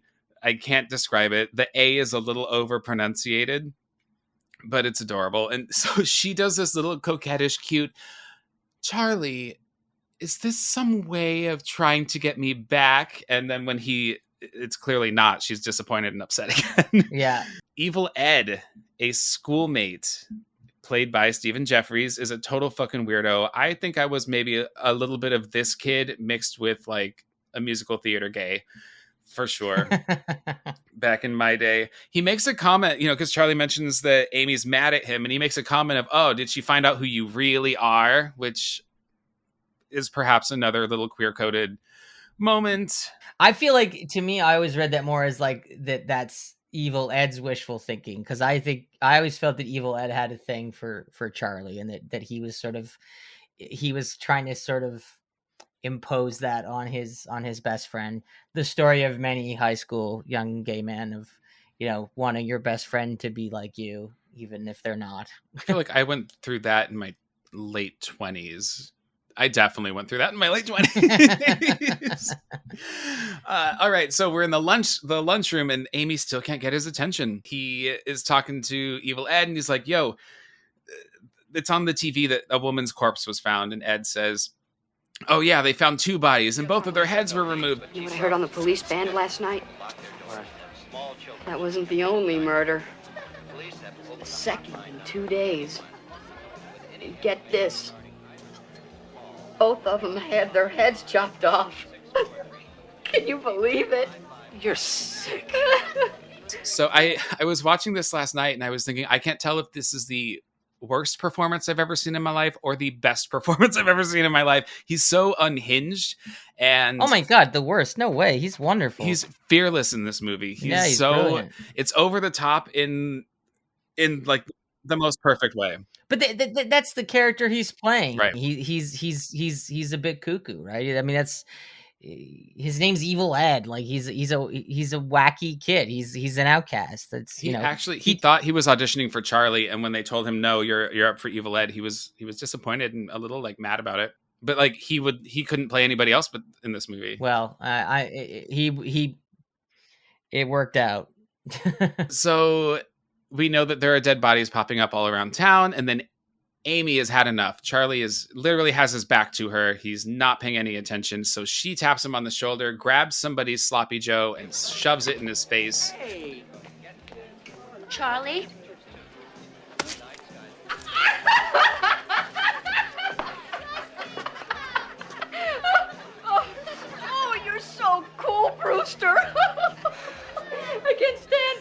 And we get Evil's iconic laugh and then the very famous line, "Oh, you're so cool, Brewster."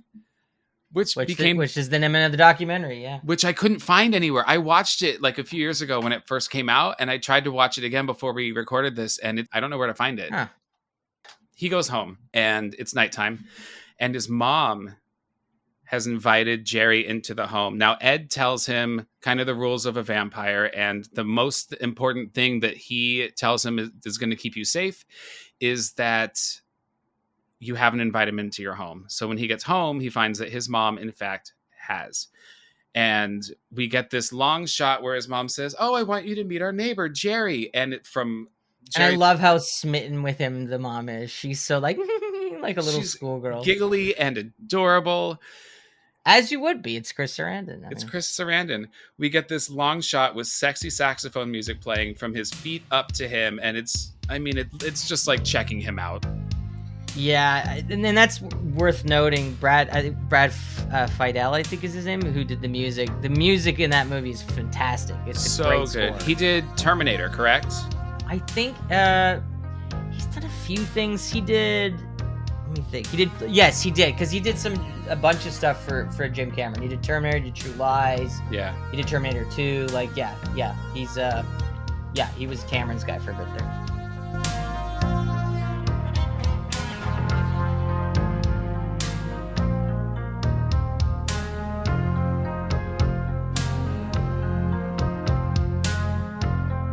Yeah, it's a fucking. It's a great score. 80s synthy kind of, and I always can remember the doon doon doon doon doon. Like it's very, it almost has a Tangerine Dream kind of.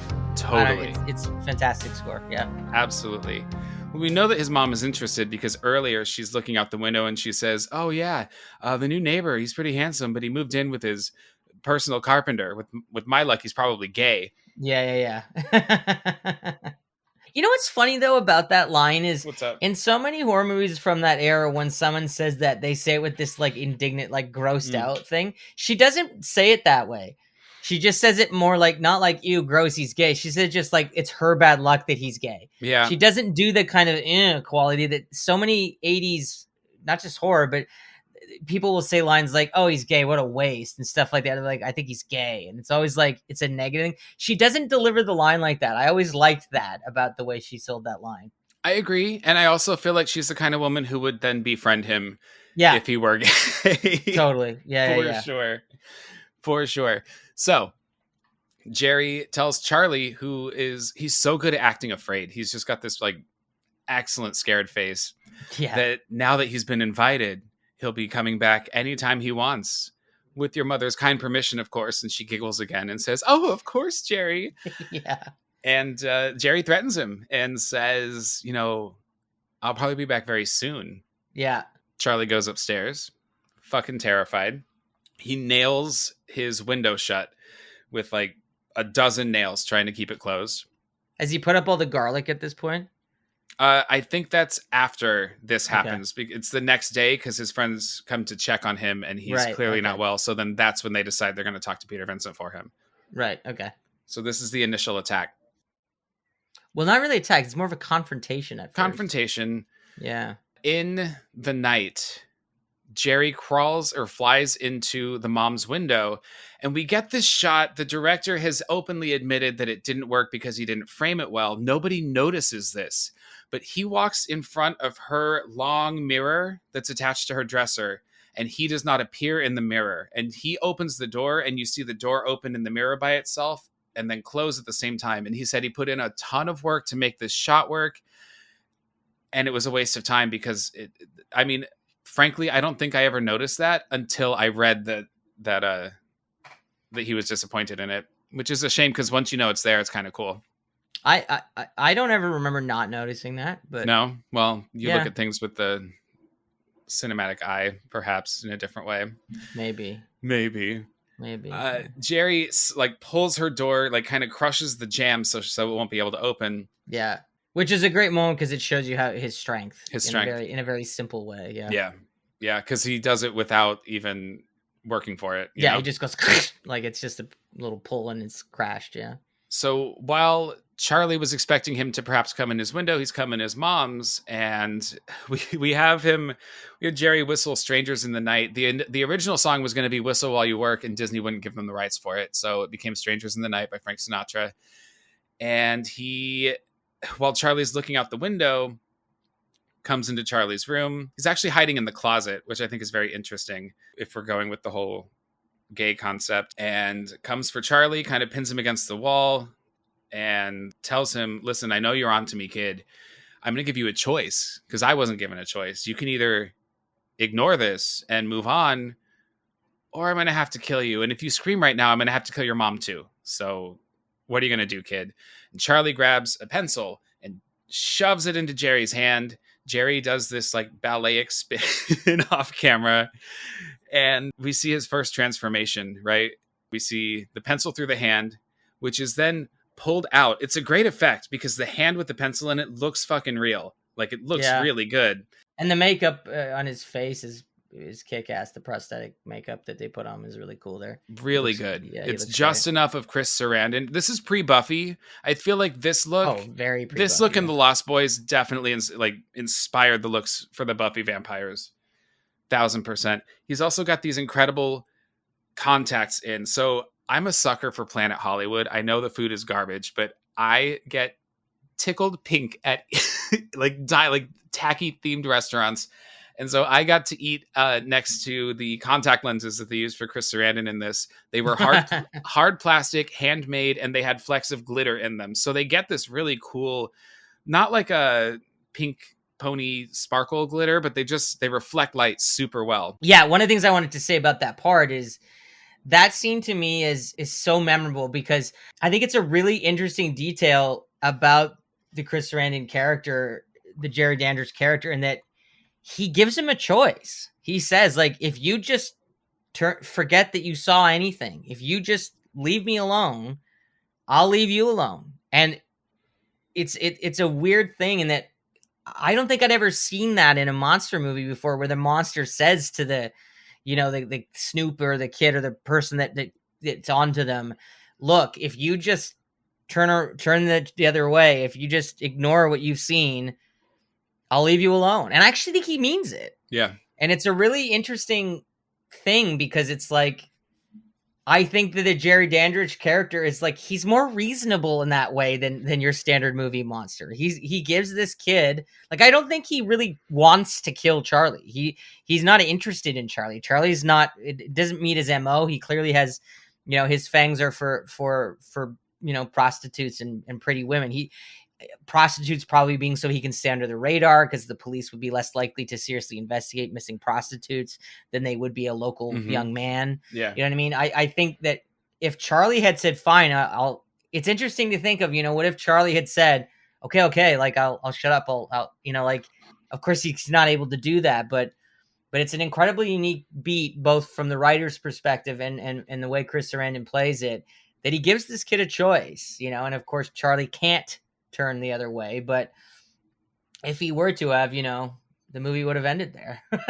It's true. And this was actually at the behest of Chris Sarandon. He had been nominated for an Oscar a couple years before, and he initially didn't want to do this role, and then No, Chris Sarandon, I mean, you look at his career, like he's been around he's in Dog Day Afternoon, and like he's a real deal proper movie star. Yeah. He's kind of, I guess, become more of a character actor over the years, but there was definitely a period where it looked like he was going to be an A-lister guy for sure. And I mean, and he's got the good looks. He's an incredible actor. But so he said, I will take this role if I can add some humanity to this vampire. Right. And so that's he didn't want to just play the vampire thing. Yeah. And so we get both sides of this in the role, which I think is great, because by the end of it, he kind of is that vampire. Yeah. Which is great. It's just so interesting to see that part where it's like, it very much is a curiosity killed the cat story, right? Like, it's, if Charlie had just butt the fuck out and minded his own business, all the things that ensue wouldn't happen. It's and it is kind of that thing of like, it's that rare moment in a movie where the protagonist is given the choice Right. to walk away from danger, and he can't do it. Then we're also given this is an insight into Charlie because he believes so much in the power of good. He believes in Peter Vincent, right? There's no possible way that he would just ignore this and let all these people die right next door to him. Right. Prostitutes or not. Yeah. Mm-hmm. Yeah. Yeah. Because I think that's, the movie, of course, has a lot to do with sort of these young people's burgeoning sexuality, whether it's, Charlie, when he sees the prostitute coming up and she seems actually quite sweet and he's sort of smitten with her. And then, he sees her with the neighbor and you could tell he's jealous. And, there's this part of like that part of him wants to be Jerry Dandridge because he's so not that. He's not suave. He's not, he's none of those things. Yeah. And I think it's, a testament again to Tom Holland's style as a director that I always remember when the prostitute, I don't know if we ever hear a name for her, but when she's killed, I actually I felt bad that she was killed. And that little exchange she has with Charlie, she's kind of sweet to him. She notices him. Yeah. You know what I mean? And she's nice to him. And in that little moment, you take what in most horror movies is like sex workers are usually treated as sort of disposable victims for the monsters. And this particular character is given a moment of humanity, which I thought was kind of lovely. Totally agreed. So Charlie's mom has woken up and she's trying to get out of the room, but she's trapped. So she's screaming, "Charlie, come help me." So right before Jerry is going to kill Charlie, because he catches on that Charlie's, Charlie has stabbed him with the pencil. He can't. And it's this great moment of like, what do I do? What the fuck do I do? Do I get out of here or do I finish the job? And he elects that he can't stick around. So he, with like the flick of a finger, just opens up that window that was nailed shut. It's kind of cool. It's blink and you miss it moment, but it's great. And he flies out the window. Charlie runs out to his mom, lets her out of the bedroom. She's screaming and, she's heard him screaming and she says, "What happened?" And I just love that they never tell parents in these 80s movies at all. I would have been just trying to convince my mom. I would have gone to her first, but I was a big old mama's boy. Anyway, he says, "I had a nightmare." And she says, "Oh, I had one last week. Do you want a Valium?" Yeah. So funny. So funny. He puts her back to bed, but he is fucking terrified. There's no way he's sleeping tonight. So Charlie has gotten it into his head. I have to talk to Peter Vincent about this. Only he can help me. So he goes to the studio where the Fright Night TV show is filmed, and Peter's on his way out in kind of a hustle, in kind of, a bad mood. And Charlie approaches him. Peter thinks that he's just a fan. Of course, as we mentioned before, "I'm sure you just want an autograph." "No, I don't." "Well, what the fuck?" And and Charlie starts talking fucking crazy, talking about, "I've got a vampire as a neighbor." And I love McDowell's just his facial responses to Charlie's rambling. He's just kind of like, "Oh my God, I've got a real fucking nutter on my hands here." Well, because he tells Charlie, "I've just been fired. Your generation only wants to see psycho killers in ski masks cutting up virgins." It's a great bit of dialogue there. Yeah. And because 85, obviously we've had 5 Nightmare or Friday the 13th movies by then. Yeah. Charlie says, "No, I'm your biggest fan." And Peter just kind of gestures toward him and says, "Oh, if only there'd been more of you." Yeah. He's so dramatic. I also just want to take a quick moment and talk about Peter Vincent's look, because his gray hair, remember in high school theater that brush through gray hair whitening, like a powder. Yeah, it's by design, obviously, because he's such a theatrical character. I mean, he's got a pound of pancake on his face. Yeah. I love the way too that his character is, he's so melodramatic, and so his gestures are very he's very, there's a lot of and he's this indignance about things, and I've been fired. Your generation only cares. He's so wonderfully kind of, I don't know another better word for it, but there's I think it's like theatrical. He was clearly like and old Queenie, like kind school of almost theatrical. Yeah. bitchy in that moment. Like he's kind of just like, how dare they? Like just, it's almost that thing that older people do where it's just like the younger generation, like, what's happening to kids these days? Like you just want to see, naked girls getting hacked up by axe murderers. There's no art in it anymore. Like Show art in the art. Yeah. Yeah, it's great. To quote Sondheim, God, I'm gay. He doesn't believe Charlie. In fact, he's starting to get a little bit afraid of Charlie and is trying to get into his car. Charlie's kind of blocking his way. Finally gets away. He's like, don't contact me again, kid. Charlie doesn't know what to do. So then that's when he goes home. He tells Amy and Evil Ed. Well, they decide to come check on him because they're worried about him. And that's when he's kind of gone full on like manic, like there's garlic hanging from the everything, and there's crosses everywhere. Like isn't candles, he gone full on? Candles. Yeah. There was a sale at Bed Bath and Beyond for sure. Yeah. They go up to his room and they open it and they're like, what the fuck? And he he's still clinging to this vampire theory, and it's worse now because he was just attacked. And Amy decides to kind of play into it, and if we're going to help him, then we need to not just blame him and make him feel crazy. He mentions Peter Vincent, and Amy takes it seriously, and she says, why don't we talk to Peter Vincent? And so they get this idea. They go to Peter Vincent's apartment, and it's full of memorabilia. He actually has his face cast from Return of the Planet of the Apes on display in the background of his apartment, which is kind of cool. Isn't it, just backtracking a little bit, isn't Ed the one, doesn't Charlie go to Ed and tell him that his neighbor is a vampire, and Ed's the one he's to get advice on what you do if you're encountering a vampire, and Ed tells him about crosses and all that stuff? That scene precedes them going to see Peter Vincent, right? He had done that the day before because Ed told him, just don't invite him into your house. So then he gets home from that, and that's when Ed tells him all the rules of vampirism and stuff, right? Yeah, including crosses and holy water and mirrors. It's all structured within the Hollywood rules of vampirism. Yeah, which is, I've always thought, like, I don't know, and probably some film historian knows the answer to this, but like the garlic thing is so random to me.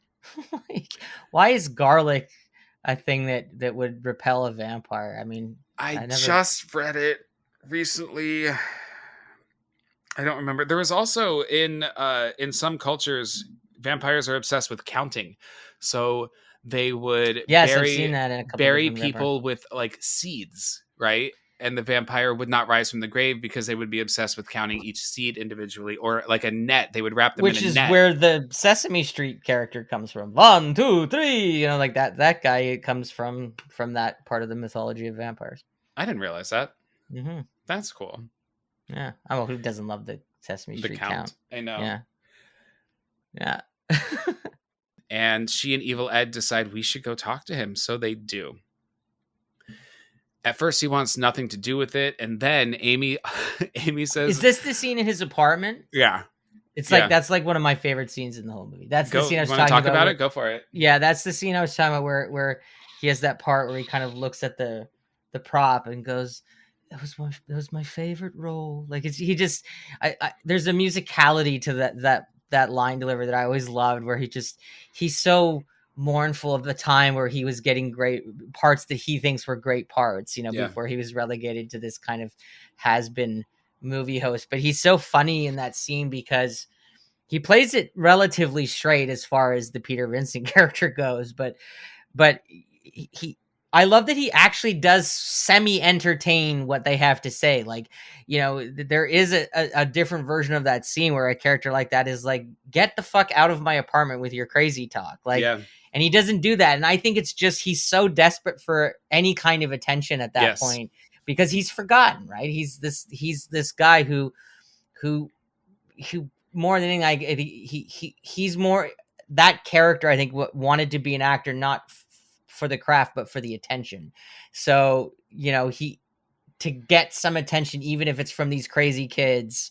It feeds something in him, and that's why he actually kind of entertains what they have to say. And it's a great spin on the kind of, that classic vampire movie scene where, the heroes have to talk the Van Helsing character, or the this sort of character to sort of dust off their whatever it is one last time and for the final hunt or the great battle or whatever. It's sort of a spin on that scene, and except much funnier than those scenes usually are, because McDowell brings all these lovely touches to it of just sort of, and it's funny because he keeps trying to kind of redirect them to stuff about himself. Yeah.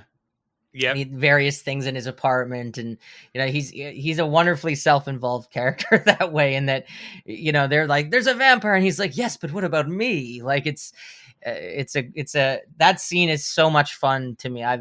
Every time I see the movie, whenever that scene comes on, it puts a big smile on my face. Just, I can't, I'm not sure if I've been clear enough about how much I love Roddy McDowall in this movie. You brought it up a couple of times. No, he's so good in it. I mean, Amy and Evil Ed are cute in this scene too, but it's his scene. Yeah, Evil Ed steals scenes later on throughout the movie, but this is Peter Vincent. Yeah. And it should be, right? Because prior to that, Peter is just, we see him on TV and then we see him briefly. It's a pretty quick scene where he's in the parking lot just kind of going, no. But this is the first scene where we actually get a sense of who this guy really is. Yes. And we see his space, and we see what matters to him and what motivates him. And, and we see there's a vulnerability to him because he really just wants people to notice him and to he wants to be, I was never sure if the idea with that character, it was like maybe there actually was a time where he was doing good work, and he, like that happens to a lot of actors as they get older, they get relegated to bit parts, and they end up getting offered crappier stuff, and they get sort of lost in that process. To me, it was always interesting to kind of, I would love to know, and I hope in either the comic books or in the novels that Tom Holland's doing, that I'd love to know the backstory of the Peter Vincent character. Like, I'd love to know more about how he got to where we see him in this film. Totally. He should absolutely do that. I mean, I think awesome. If he were in today's world, he'd be like a megastar of the horror convention circuit. Right. Yeah. Like his line he'd would be like a Robert Englund. Yep. Totally. Yeah. Totally. But alas. All right, so he's clearly destitute. His place, I don't know. I think his place is supposed to look crummy, but I actually kind of love it. He's got some cool gothic spooky art all over the place. I made a joke watching it with my roommate last night that's what my little unit's going to look like in the retirement home. Well, I think it's cool that like he's even though he's made these like schlocky little pictures, he's proud of them. Like he's totally kept these props, and they mean something to him. There's the prop. They bring up this movie a few times, but Orgy of the Damned, and he's got this little compact mirror, and this was a prop from Orgy of the Damned, which the mirror will come into use a little bit later. We're planting the Chekhov's compact mirror right now. Yeah, but no, it's great. So Amy mentions, he says, how much money have you got? And they say nothing. Yeah, I love at the end of the day, he just wants money. The money. Well, yeah, he just lost his job, right? Yeah, Amy says, I have a $500 savings bond. And instantly, without missing a beat, he says, I'll take it. Yeah. So the idea is they are going to convince Charlie that Jerry is not a vampire, right? They're going to take him next door, almost hold his hand through this, and prove it. So, I think it's Evil Ed on the phone, calls Jerry's house. Billy, the manservant, answers. And Jerry, this scene's pretty gay too. He's on his knees in front of Jerry while he's tending to Jerry's hand wound. And it looks like he's giving him head. There's no way around it. This was intentional. These guys are fucking without a doubt. Yeah. I think they're probably the cutest couple in this movie. Well, there's that. I don't know if it was earlier, but remember there's the part where Jerry kind of drapes himself over. That's a little later. That's toward the finale. Later? Okay. It's like toward the climax. Yeah. Yeah. I mean, in that moment, like it's just the sheer comes up behind and puts his arms around. Yeah, it's very homoerotic. Like it's not even subtle. So, and Tom intended all of this, Chris Sarandon and I can't remember his name, the guy who's playing the manservant, Jonathan Stark. they had no idea. Like, they claimed that they went into this Really? not How knowing could that they it was not have there. known? Don't know. I'm always bamboozled when I hear that shit. Like when you watch like, you know, that documentary about Nightmare on Elm Street 2 and Yes, people are like, Scream we Queen. didn't know. I'm always like, how the fuck? Like, come on. There's like a scene where the gym coach who was in a leather bar earlier gets whipped to death in a shower. I don't get it. What? How did you miss this? I think they're bluffing.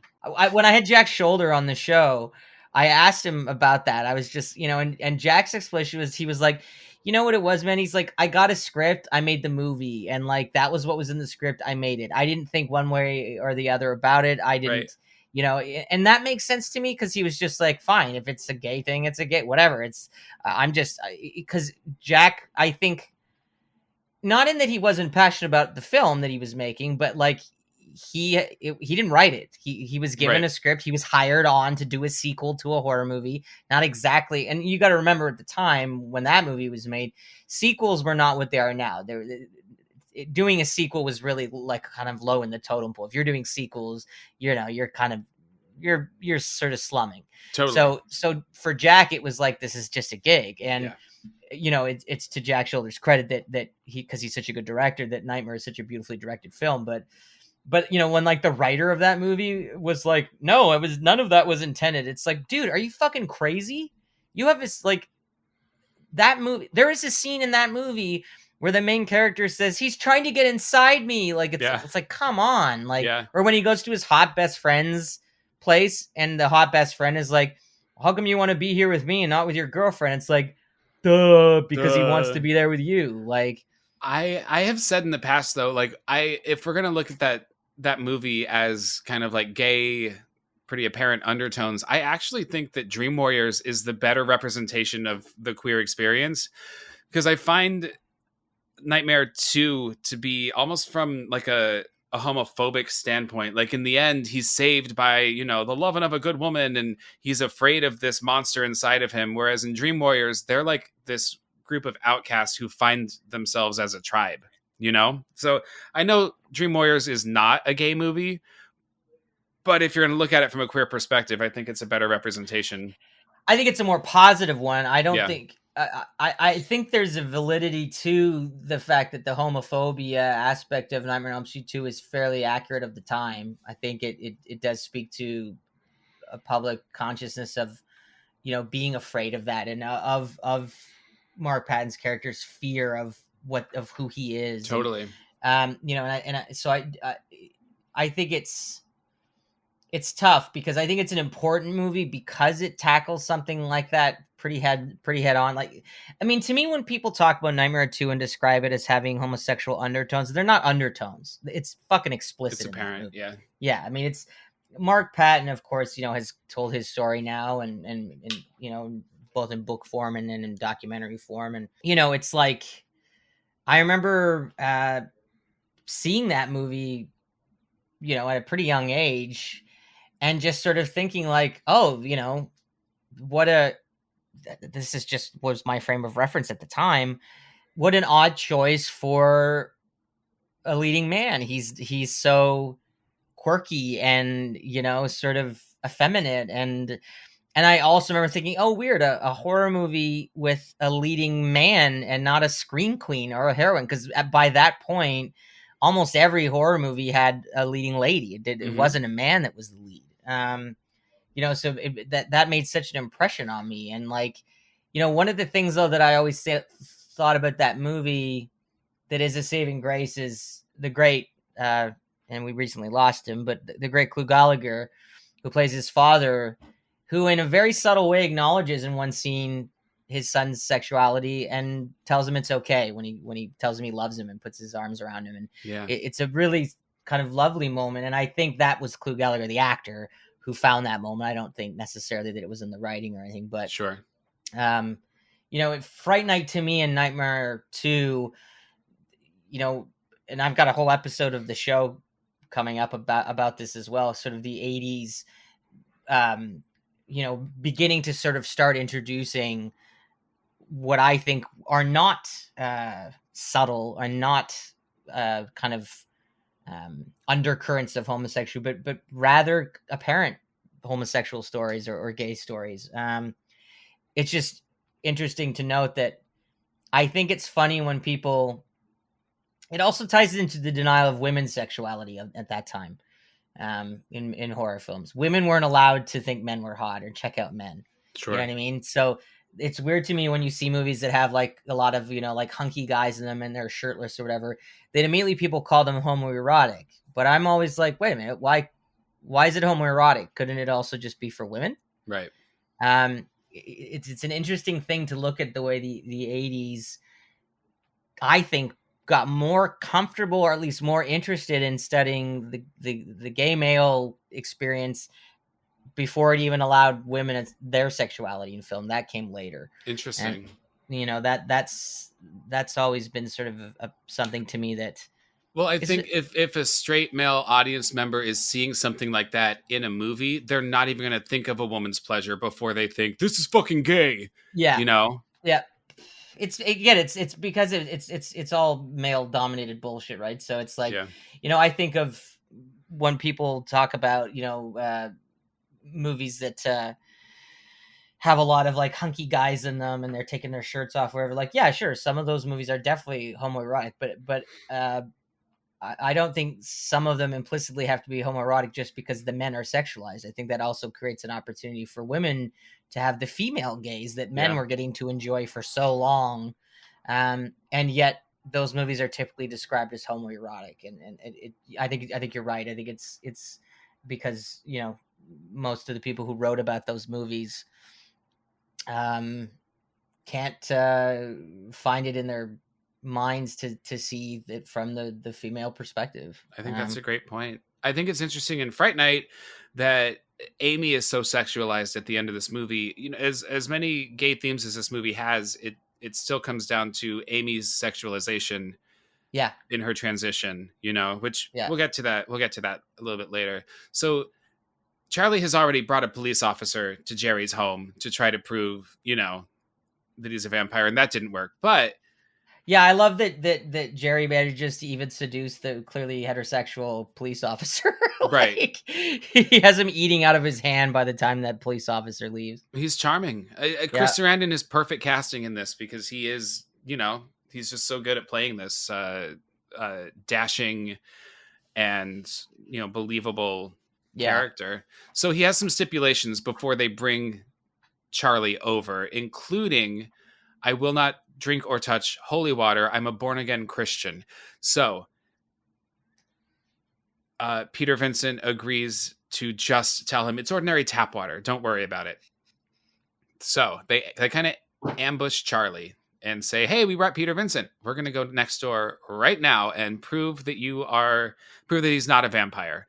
They're treating Charlie with like some gentility through this, which I appreciate. Because they're worried that he's fucking losing it. Yeah, but they're not saying that to him. They're kind of playing along with him a little bit, which develops the plot, moves the story forward. But it's also like a kindness, Well, I don't think this movie, I was talking a little earlier about mean-spiritedness in genre films, and this movie doesn't have a mean-spirited bone in its body. Not at all.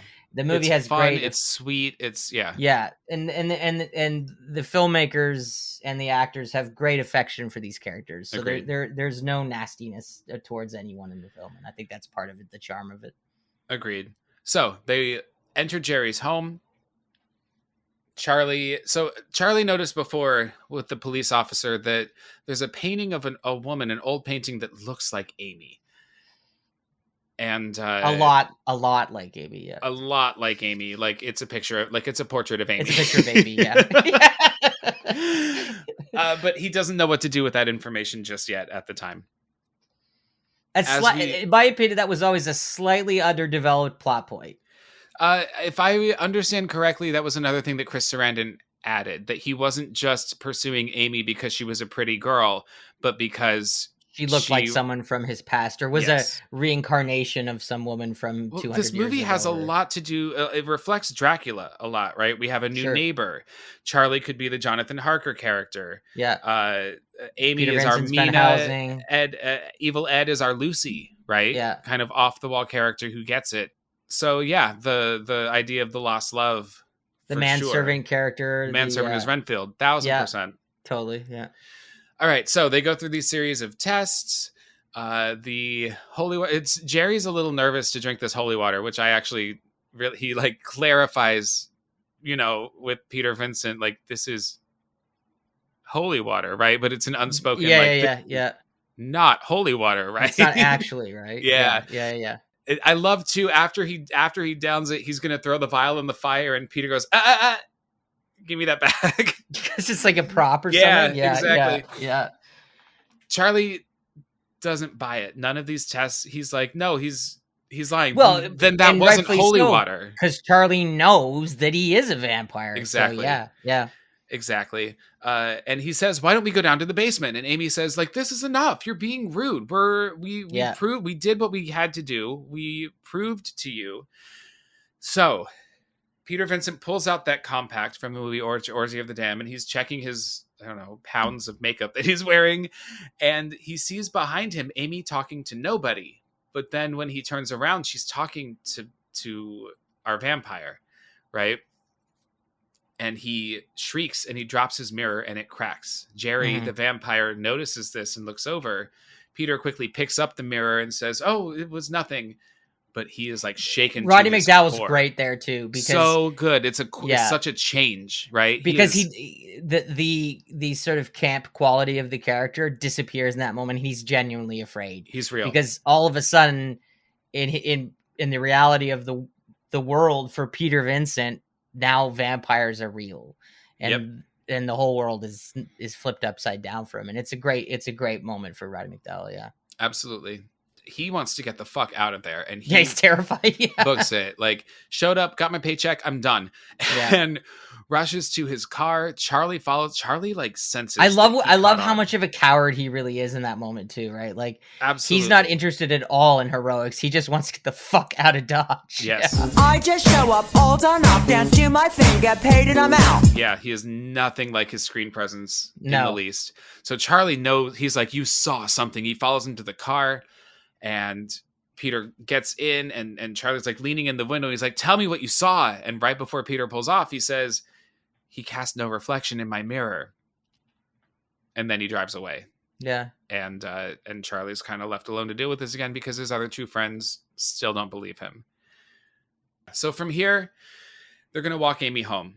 Charlie and Ed. And I don't know where the fuck Amy lives, but it is like urban. She's like a downtown girl because they start passing all these city streets and long dark alleyways, and they come across this alleyway, and Ed's like, fuck you guys, I'm gonna go this way, and starts walking down the alley, and then they hear him scream, and they run up to him, they kneel down next to him, and he's whimpering, and he says, oh, he bit me, Charlie.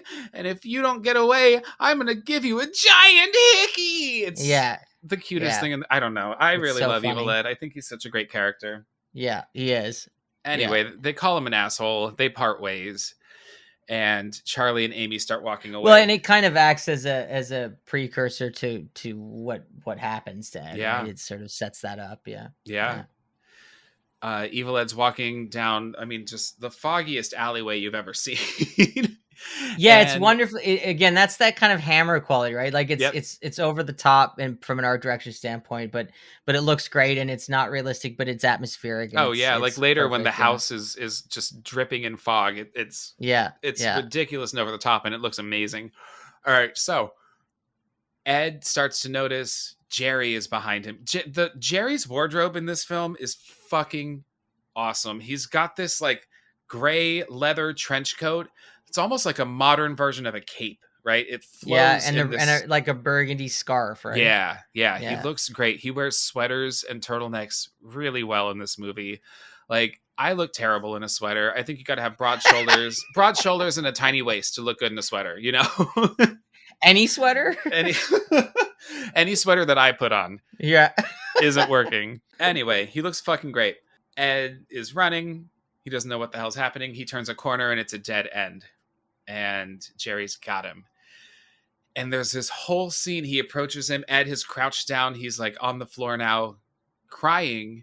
And this is the gayest scene of the movie. Hello, Edward. You don't have to be afraid of me. Jerry tells him, take my hand. They won't laugh at you anymore. I know what it's like being different. Only they won't pick on you anymore. Or beat you up.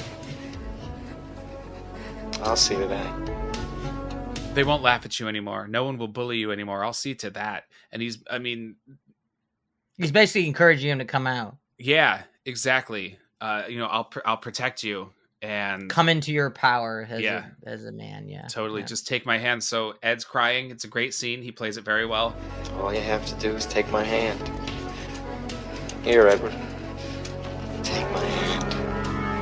It's a very sad scene. Very sad scene. And out of nowhere, because it's been, he just had that moment where, I'll give you a giant hickey. Like, he was just goofy and silly, and now he's got this killer moment. Well, that's that is really at his core who Evil Ed is he's this lonely, kind of, sad, repressed, little boy, really. I mean, he's childish. He's all of immature. his craziness and maybe him being a little mean and pushing back at Charlie, it's all defense mechanisms because he's clearly kind of a weirdo at heart.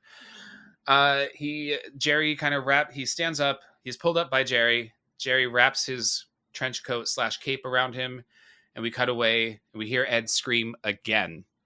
And of course now it's The Boy Who Cried Wolf. Right. Yeah. So which is kind of what the whole movie is it's totally Boy Who Cried Wolf. Boy Who Cried Vampire. I mean, and I think it's interesting too, like when you look at that scene and you look at the, all the choices that were made from the writing to the way it's directed by Holland and played by Sarandon and Jeffries, like that scene is played.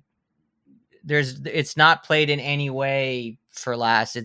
There's real pathos in that scene. It's a really, it's almost like the thing that's interesting to me about that moment is like, I've always wondered, because I don't know the answer to this. I don't know the intention for sure. And I think it's deliberately ambiguous this way. Is Jerry Dandridge saying those things to Ed just for the seduction of it, to get him to, because technically Jerry could have just taken him, could have just pounced on him and taken him out, but he doesn't. And I've always thought that, what Jerry says to him, that maybe he actually means it. I think he does. Yeah. And I think that's kind of what makes it sort of not your standard vampire kind of, biting the neck, taking their victim scene is he sees Ed. He really sees him. Yeah. And he the seduction there is that Jerry's always able to find that thing that the person needs. And the only person he can't find that with is Charlie.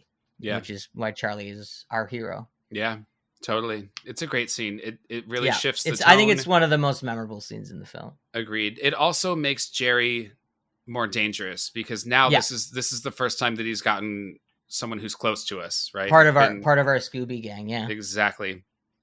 They ignore his scream, right? They think he's playing another joke, keep walking, and are suddenly pursued by Jerry. So they run into a nightclub. They climb into the nightclub's kitchen window, which I think is hilarious because there's just a chef in a chef's hat at a nightclub. Like that's ever happened. Chopping tomatoes.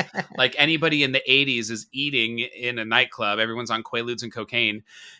And it's a pretty happening scene, man. It's like a discotheque with like a light up dance floor. It's I don't know. And they get split up from one another. Jerry is seen up above looking down at them. He's got on a really sexy gray. He just looks good in a sweater. I can't help it. You have a sweater fetish, Jerry. Do you go to J. Crew and just get an erection? Just like jerk off in the dressing room? Absolutely not. So I digress. The nightclub scene is great because that dance when she gets sort of seduced through the crowd, and it's a great cruise, right? It's a cruising moment. Totally. Where he just cruises her. And And then there's that very seductive dance they have, and that great score. The music again is just really So plays a good. huge role there. There's a moment in the dance where he kind of like lets go of her and she falls to the floor and she's a little taken aback, like what the hell is happening to me right now? And then she gets right back up and dances with him again. It's not over choreographed, right? It's not. It's not. It's It's not very, a dance number, but it is. There's clearly an autography. It's much to more it. about sensuality than choreography. Yeah. I mean, if you look at it, like Jerry's MO with all of these characters, shy really of Charlie is sensuality, sexuality is his sexual prowess. You know, it's how he gets to all of these people is with that power. Yeah, it's a well shot scene too. It is, yes. For them being surrounded by people and lights going, and not as dated as like club scenes tend to be in most older movies. Agreed. You don't see a bunch of people in the background doing crazy dance moves and stuff. No. Like it's a very, and it's, the music plays a huge part in it, but it's a really hypnotic scene. Agreed. It really trances you. It's great. Agreed. So there's a moment where she's dancing. She's got her arms on his shoulders and she is kind of spinning around. And then she looks in a mirror and sees that she's dancing with herself. Jerry's not appearing in the mirror. And it a little bit snaps her out of it. And Charlie comes up behind and he's gonna punch Jerry. And Jerry, without even looking, grabs his fist and squeezes it and kind of brings him to his knees. Again, he brings men to his knees a lot, right? He's got this dominance, this sexy dominance to him. Security guards come up and they're going to throw Jerry out, but Jerry's not having it. And he throws them both across the room and this causes a panic. And I got to say, like, a great fear of mine is being in like a human stampede like this when they're trying to get downstairs. Like, I mean, people die and you know, not in this movie, but people die this way. Get stepped on and shit. Yeah. Charlie and Amy get separated. Like in Titanic. Yeah. Or some Black Fridays at Walmart. Ew. People Scarier die. than anything we've talked about. Yeah. No. They get separated and Jerry ends up taking Amy and it sucks. So end of hour and it sucks. And that's the end of the movie. Just kidding. And scene. Yeah. While this is happening, Evil Ed goes to Peter's apartment and knocks on the door and he says, "You got to help us. Jerry's out of control." And Peter opens the door and Evil Ed busts in and he's going to fuck shit up. And he's wonderfully like big in that scene. Yeah. He's great. He's so cool. Great makeup too. And Peter's so horrified by him. Yeah, he just wants to be left alone. He didn't want anything to do with this. Yeah. He takes out a cross right before Ed gets him and presses it against Ed's forehead and it burns the fuck out of him and leaves like a Which is a bit of a potential logic loophole. So I know where you're going with this because when he uses the cross on Jerry, it doesn't work. But I kind of think because Jerry is the master vampire, that's why it doesn't work on him.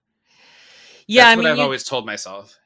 I think it's, if you're gonna find a way to justify it, that's maybe the only way to do it. But it does feel to me like if they were going to go with that trope that you have to believe it for it to work. Yeah.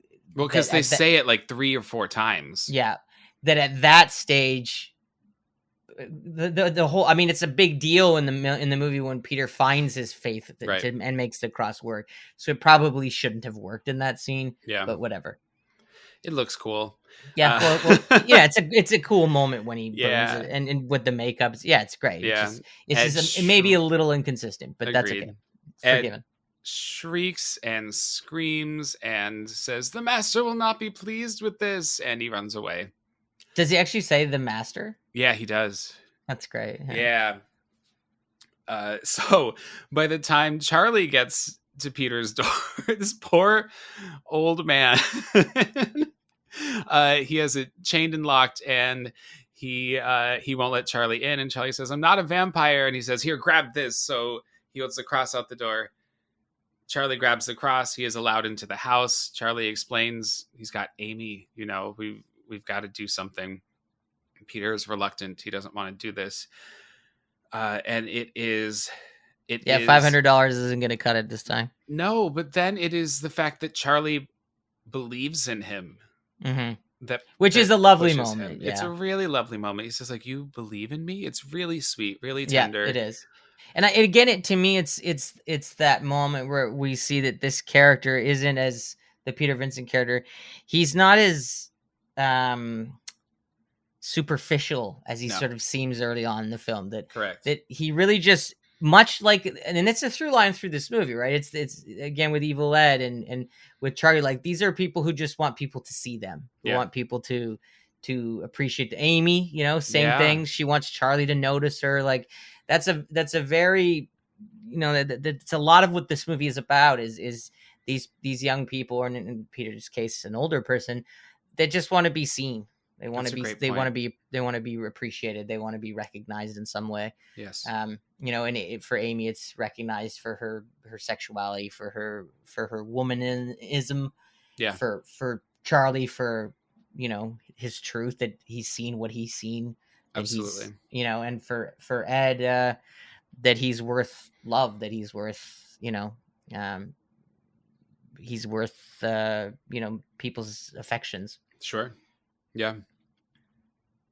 So he agrees. We're gonna go kill this fucking vampire. And what's great about that too is he agrees, but he's fucking terrified. Oh yeah. Like, he's not like, he doesn't find some, like, you know, dormant courage and go, let's go kill the vampire.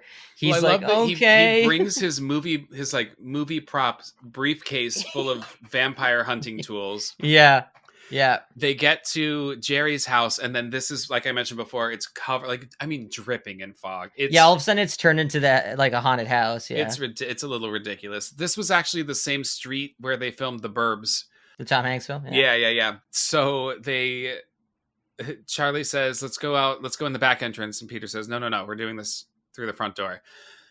They go in, and the place is still, and it's spooky. This set, like, is really good. This must have been, I mean, this was a soundstage for sure, but it looks great. Now we have Jerry has changed Amy's clothes. She's now in a white, kind of almost like the Marilyn Monroe dress a little bit. It just looks kind of like a sheet with a belt around it. Yeah. It's backless kind of halter. And she wakes up, and she's on like a furry rug in front of a fireplace, and her hair changes styles so many before it even starts growing out. Like, it changes so many styles throughout, like, the 20 minutes of this movie.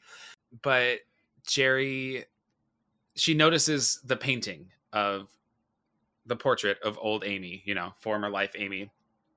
And Jerry says, someone I knew long ago, and seduces her. And really, really sexy scene. His shirt is unbuttoned. He unclasps the back of her dress and removes it.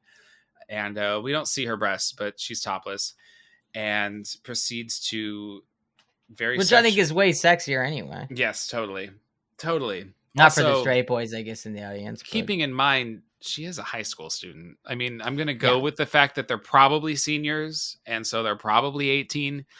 But anyway, he bites her. It's an interesting, he doesn't just bite her on the neck. It's more toward the shoulder. It's more sensual. Yeah. And a really great, like, just 2 lines of blood drip down her back. It's just a great shot. In the rest of the movie, we don't really have blood pouring or blood dripping. No, I think it's as soon as you get into bodily fluids, though, you're getting again to the sexuality of vampirism and stuff, right? So. And this is so well done, so controlled, you know. Beautifully lit sequence as well. Yes. Yeah. And so he has bitten her. Now we have Peter and Charlie in the foyer, the living room, the foyer of this practically a mansion. You just said foyer. I did. Americans always say foyer. I'm shocked.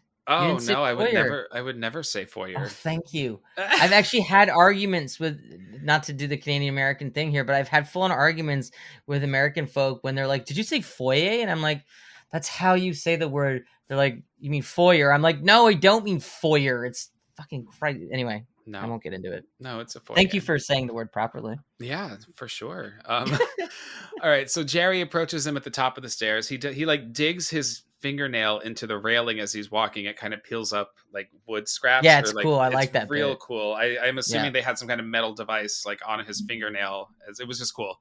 Yeah, it's just a little bit, but it's cool. Yeah. Totally, yeah, like literally 3 seconds, but it works. Yeah. And so Jerry says to them, will you say welcome to Fright Night? Because I can't say it that way. Welcome to Fright Night. And then he says, for real. I think that was one of my better ones, actually. That was the best one you've done. Thank you for that. And then he says, for real. So like now we've entered the climax. It's an extended climax. It's pretty cool. And Peter Vincent just goes gung-ho and pulls out a cross. And Jerry says, you have to have faith for that to work on me. So then Charlie pulls out his cross and it actually does work. And Jerry like backs away. And they've subdued him for a while. I don't know. I'm just going to let that happen. But now they have to deal with the manservant. Now, here's my question. Yeah. The manservant is not a vampire. Right. But he clearly has magic. He's got powers of some kind because he's got like super strength. Right. Like, what's his deal? What is he? So I looked into this. There are theories that he could be like a half vampire because he can also go out in the day, right? Right. Yeah. There are theories that because in Dracula, like his servants they're just humans. He doesn't turn humans that are like hypnotized and brainwashed. Yeah. He could be a half vampire. The idea of a familiar just brings on some sort of supernatural vibe anyway. I mean, like, I never really cared that they didn't provide a solution for it, but again, it's one of those things where, like, in the expanding world of Fright Night, it would be interesting to know, like, how the Billy Cole character has like superhuman strength, but he's not a vampire. So, like, what is he? I don't need to see it in the movie, but I want to read the comic book about his backstory. Totally. Yeah. Another theory is that he's like a golem, right? Made from sand and mud. Whatever he is, he's not entirely human. He approaches and he throws is it Charlie? He throws Charlie off the stairs, just yeets that motherfucker. And Peter Vincent takes out a gun out of his little toolkit and shoots him square in the head. And Billy rolls down the stairs backwards. Charlie gets up, climbs back up the stairs. They're facing the camera. We're looking down the stairs. And as they're talking, we see Billy do a Michael Myers like ab workout, sit straight up. Yeah. But they don't know it yet. And he starts coming up the stairs behind them. And Peter turns around and just opens fire on him. And with every gunshot, we get kind of like a fucking Pulp Fiction on him. Yeah. Right. Yeah. We get like a blast of smoke with every gunfire. It's unrealistic, but it looks cool because then he starts coming out of the smoke. He's just kind of indestructible. Yeah, he's like he's like this sentinel at this point. Right. Grabs Peter's hand with the gun, and then Charlie grabs a wooden stake and drives it into Billy's heart, and this is what kills him, and he melts. See, there again, and now like that's a vampire thing. So it's like I'm gonna say maybe he's like a half vampire, or we'll just go with that. Yeah. He starts melting. It's a really Super cool effect. It's actually so I noticed last night. It is an animatronic of his head, but it's like a good one. It took me a few segens to normally you look instantly. Do you know who did the makeup of like the effects on the Not film? off the top of my head, but go ahead and look it up. No one I'm familiar with. It's great. Yeah, it's not like one of the super well known people. I mean, some of these names like I kind of recognize, but it's not like one of the big time makeup artists. The practical effects are very good in this movie. Brilliant, yeah, really brilliant. They all work. All the best makeup shit is all in the 80s in my mind, but because they couldn't rely on CGI, so they had to get really creative. Yeah, I mean, it started to get. Yeah, I mean, look at like The Thing. It never got better than that. I mean, it's agreed. Totally agreed. American Werewolf, like all these great, Robbo Team, Rick Baker makeups that, Savini, like these guys that just did these amazing makeups. I love that stuff. Well, this is another one of them. He starts steaming and oozing. His flesh melts away. Yeah, it's disgusting. And then he turns into like a steaming, gooey skeleton and falls backwards. And when he hits the stairs, the bones just explode and fall down the Yeah, stairs. it's wonderfully over the top. Yeah, absolutely ridiculous, and I love every second of it. Yeah, it reminded me a bit of like the kind of gooiness of like the Blob remake. Yeah. Where you get really gooey deaths. It's a Yep. very gooey death. Charlie says, I'm going to go get Amy. I'm going to go find Amy. So they split up, and Charlie's going to look for Amy. Peter runs next door to Charlie's house. He is going to check on the mom. He gets upstairs, and he's going to wake her up. And when he does, we find Evil Ed wearing like a bright red yarn kind of Raggedy Ann wig in place of the mom. Do we ever find out where the mom was tonight? I think she was at work. She must have been at work. Yeah, she works the night shift. That's right. Yeah. And this fucking cool over-the-top moment with Evil Ed coming for Roddy McDowall. Now, the director told Stephen Jeffries, go full out on him. Like, do not hold back. Roddy McDowall was not expecting it, and he actually got really mad at Stephen for getting so aggressive with him during this scene. He just, it wasn't rehearsed that way, you know? Okay. Roddy was almost 60, so I could see that. Anyway, one thing leads to another. There's a tussle. The stair mantle, and also worth noting too, Roddy McDowall was a fairly little guy. He was a very small stature person. Yeah, real little. There's a tussle, and Ed transforms into a wolf, like an actual animal wolf, with red glowing eyes. It starts rushing toward Peter. It starts rushing toward Peter, and banister breaks. Peter grabs a rail and shoves it through the wolf's heart. Doesn't the wolf kind of go on him, and he holds it up, and the wolf kind of impales itself? Yeah. However it happens, he falls down to the first floor, and we get this great down view of a wolf animatronic with like a wooden rail shoved through it, and he's kind of whimpering. And Peter goes down the stairs, and this transformation scene is so sad because it is Evil Ed transforming back from a wolf into a human while he's dying and whimpering. So there were a lot of problems with this makeup specifically. I read that so they had to apply this makeup on Stephen Jeffries twice, and at one point it took 18 hours to get this makeup on him, which is insane to me. Right? Yeah. The other time it was a 12-hour session to get it on. They poured this chemical into his mouth to make him salivate, but it turned out to be glue by mistake. So they fucking glued his mouth shut. This poor kid, which may be where some of his really convincing whimpering sounds come from. Because he was actually like whimpering. Yeah. I mean, so a lot of the transformation scene is cool because it shows what it needs to show, but a lot of what it's showing is Peter Vincent's reaction to this, and it's pure empathy, you know? Yeah, it's really touching the way that Peter knows that this isn't Ed's fault, and so he doesn't let him die alone. He stays with him. And it shows, I think, again, it shows that Peter he's a good man. He's for all his kind of cowardice, he by this point in the film, he's conquered that, and he is a hero. Yeah. Absolutely. And it's a scene that horror movies rarely stop to make time for.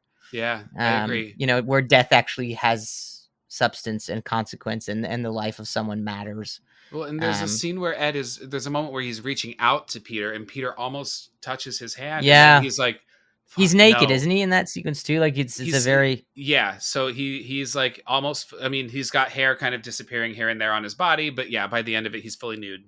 Yeah. And so Peter doesn't touch his hand. But you're right. He does stay with him. Yeah. Which I think is really interesting. Yeah. And we are left with kind of the image of Ed's nude, naked body with blood and this banister railing through his chest. Doesn't he have a line before he dies? Yeah. I don't think so. He starts to, because I watch movies with subtitles on, and he says I, and then I think he perishes. Okay. Meanwhile, back at the vampire's lair. Meanwhile, Charlie has found Amy, and she is scary as fuck. Her famous vamp reveal. Yeah. Yeah. Well, so she's transforming right now. She's sick and she's sweaty. When people sweat in this movie, They sweat a lot. It's like they got hosed down with glycerin. These poor actors. It's too much sweat. Anyway, it's almost like she's coming down from something, right? She's sick and moaning and writhing. And Charlie kind of turns her over, and she's got black eyes and scary teeth, and that's what's up. So Peter runs next door, up the stairs, finds Charlie, finds Amy, and they have to get out of here. There's a confrontation with Jerry. He's kind of appearing in and out of windows. It's really spooky looking and cool.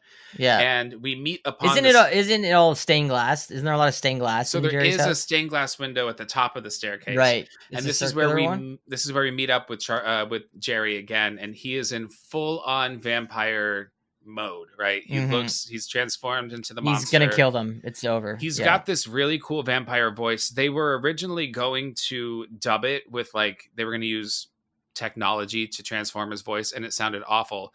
So they actually used Chris Sarandon's vampire voice, which thank God he recorded it in a voice, because if they hadn't, they wouldn't have that audio, because they were going to rely on not doing that. Some kind of audio augmentation, yeah. Right. So Jerry has burst through the stained glass window, and Roddy McDowall takes a cross again and holds it up to him. And we are told, you have to have faith for this to work on me. Well, the sun is rising slowly behind him, and we see Roddy, his performance of this is simple but great, where he finds his faith. Yeah. And the cross suddenly works, and at the same time the sun starts coming in. Jerry transforms himself into a bat. It's a really cool moment. He's leaps into the air. It pans to his shadow on the wall, which transforms into a bat, and then pans back on the bat flying. Yeah. It's an interesting way to do that, I thought. Yeah, it's just a cool practical way to execute that. Yeah. I mean, of course, now would be CG, but they had to get clever in those days. A struggle between the bat and Charlie on the ground. And if we're talking about practical effects, this puppet may not be my favorite part of the movie. But it's the bat also, puppet? Yeah. It's also it's a goofy, fun-looking puppet. I have a soft spot for horror goofy puppets. So, totally. I loved it. The sun strikes the bat, and it flies off down into the basement. And so they decide, all right, we got to finish this shit, right? We're doing it. They go downstairs. Peter is looking for the coffin. Charlie is rummaging around, and Amy presents herself at the base of the stairs, and she has long red hair now. She looks fucking great. She wore a fake breastplate for this scene, and I actually read when she goes to horror conventions, on occasion will bring it with her and ask people if they want to feel her boobs while she's signing autographs, which I think is funny. Anyway, she obviously distracts Charlie. At a point, she speaks in a very a deeper, sexy, sultry tone. Yeah, they do everything to make her more statuesque and more. She's not Amy anymore. She's a totally different thing now. Yeah, but then at a point, Charlie says, "What is wrong with you?" And she turns away from him, and she reverts back to kind of childish girl next door. Amy, Charlie. It's not my fault, Charlie. You should help me. And when she turns around again, she has art. Shut up. I will be cutting that. I was hoping you didn't notice. That was great. She turns around and my fart, Charlie. Shut Love up. It. Love it. Oh my god. Man, right at the dramatic high point of the film too. Maybe I won't cut this. She turns around and she's got the iconic, it's on the movie poster, shark teeth. Yeah, vampire. yeah. Now, that huge mouth. Yeah. I can oftentimes look at an appliance and understand how it works. This one is it just looks so good because it's practical. The mouth moves, right? Yeah. When she opens and closes her mouth, and yet there's so much space behind it that just looks like an unhinged kind of shark jaw. Yeah, it's like when an anaconda dislocates its jaw so it can eat someone. Yeah, but if you give that shark teeth, it's so cool. This was a throwaway effect, actually. The designer wanted to do it, and the director said, "Try it. We'll give it a few seconds of screen time. That's fine." And it looked so good that they actually used it as often. And as it became the poster. Yeah, exactly. So a lot's happening at once. Peter Vincent finds the coffin, takes a stake, he gets it open, and he jams it into Jerry's chest, essentially, but it doesn't get far enough in to do any damage. Jerry rises from his crypt and starts fighting. He's pissed. He is so mad. Yeah. I mean, as you would be. As you would It's be. a shitty way to wake up. Yeah. We have Charlie fighting Amy on one side of the basement, and then we have Peter and Jerry on the other side, struggling back and forth. And in the midst of all of this, one of the windows at the basement that have been painted black breaks, and we see kind of like a beam of light enter into the basement, and this beam of light happens to be shining on Peter. So now Jerry can't touch him. It's like he's trying to get past the light and he can't. He's going, They start jabbing his hand. Yeah. They start to realize this is how we can do it. So they start shattering the glass everywhere, all over the place, left and right, breaking windows. There are too many windows in this basement. There had to be, or they wouldn't have been able to kill the vampire. Very true. At a point, Jerry gets away and starts running toward his coffin. Peter slams the lid down, and I fucking love Jerry's expression when he looks at you know what's great about it is the expression is almost like, how dare you? And also, you shouldn't have fucking done that. Yeah. And coming for him, and Charlie runs behind Peter and pulls a curtain, and there's one last giant window. And that window doesn't really make any sense. None at all. Not even a little bit. It's actually lower than the rest of them. Yeah. And it's far too big, but whatever. Delivers the striking blow, the final blow on our vampire, who is shot backwards, flying against the wall in a green flaming frenzy. And as he starts to melt away, we see this bat-like skeletal animatronic, which was intended for Ghostbusters, but was found to be too scary for a PG film. So it was reused in this as Jerry's dying, decomposing bat body. Gotcha. And then he disappears in a flame burst, and Amy has returned to normal with her bad haircut. And they couldn't at least let her keep the pretty hair. Yeah. No, they couldn't. And they embrace. We cut to a few months later. Amy and we'll talk about this in a second, I guess. But they don't even allude to finding Evil Ed's dead body next door at all.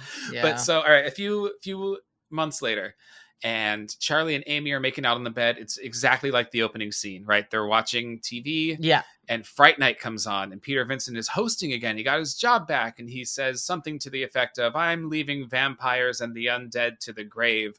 Tonight we're looking to the stars." Right? He says, like, I've had enough of vampires, right, Charlie? And winks at the camera. "Tonight we're looking at the stars," and he puts on like an alien invasion movie. So he's kind of like come into modern times a little bit more. Maybe it's still like a really tacky 60s, He's kind of embraced his lot in life. Yeah. Charlie and Amy laugh, and Charlie gets up to turn off the TV because they're going to get it on. And in passing, looking out the window, he sees a pair of red glowing eyes across the way where Jerry's bedroom was. And he freaks out and goes and looks, and then doesn't see anything again. And he jumps back into bed with Amy. And then we see the glowing eyes look through the window again, and we hear Evil Ed's laugh, and he says, "Oh, you're so cool, Brewster."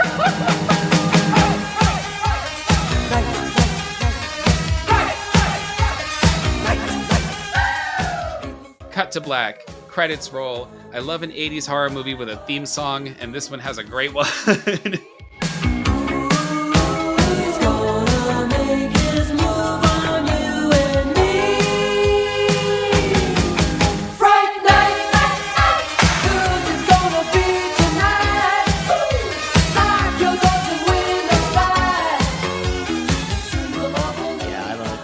Too. And that Pet Cemetery has a great one. Yeah. I don't want to be right.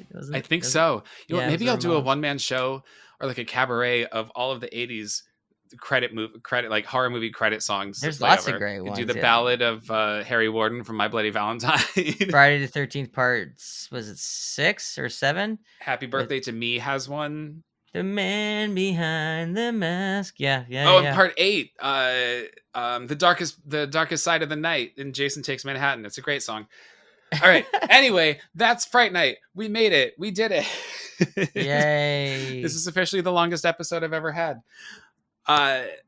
We have a rating system on Rick or Treat Horrorcast. Movie is either a trick, which means it's all right, or a treat, which means you loved it, or it's a smell my feet, which means it sucked. Kevin, how do you rate this movie?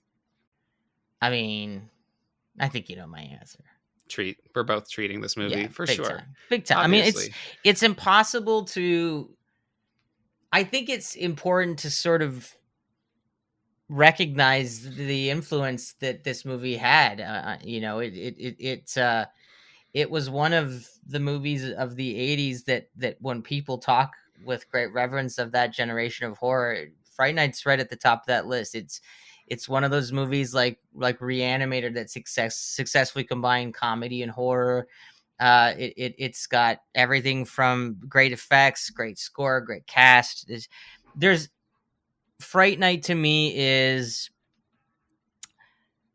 one of those films where it's like it's comfort food. I mean, I never don't enjoy watching it. It has something to say. It isn't just entertainment. It has a real heart to it. It's beautifully made by Tom Holland. Did I mention I think Roddy McDowall's really good in it? Yeah, I wanted to bring that up. Can we talk at length about how great Roddy McDowall is in this movie? Yeah, totally, for sure.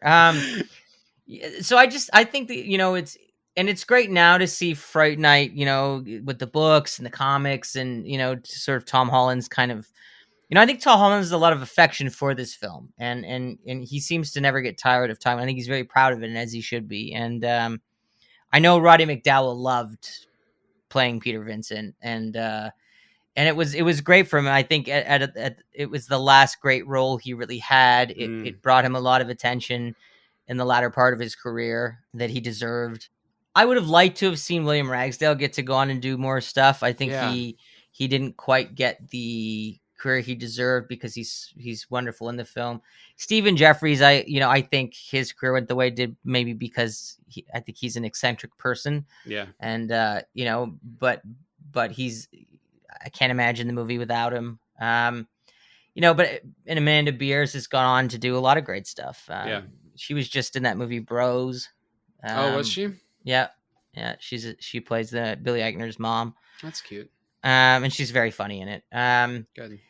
And but I think ultimately and Chris Sarandon gave us one of the iconic vampires right up there with the great vampire performances. I think he's earned his place in horror history with Bela Lugosi and Christopher Lee as one of the great movie vampires. That's a bold statement, but I will not disagree. He's iconic. He was perfect for the role. He brought something to it.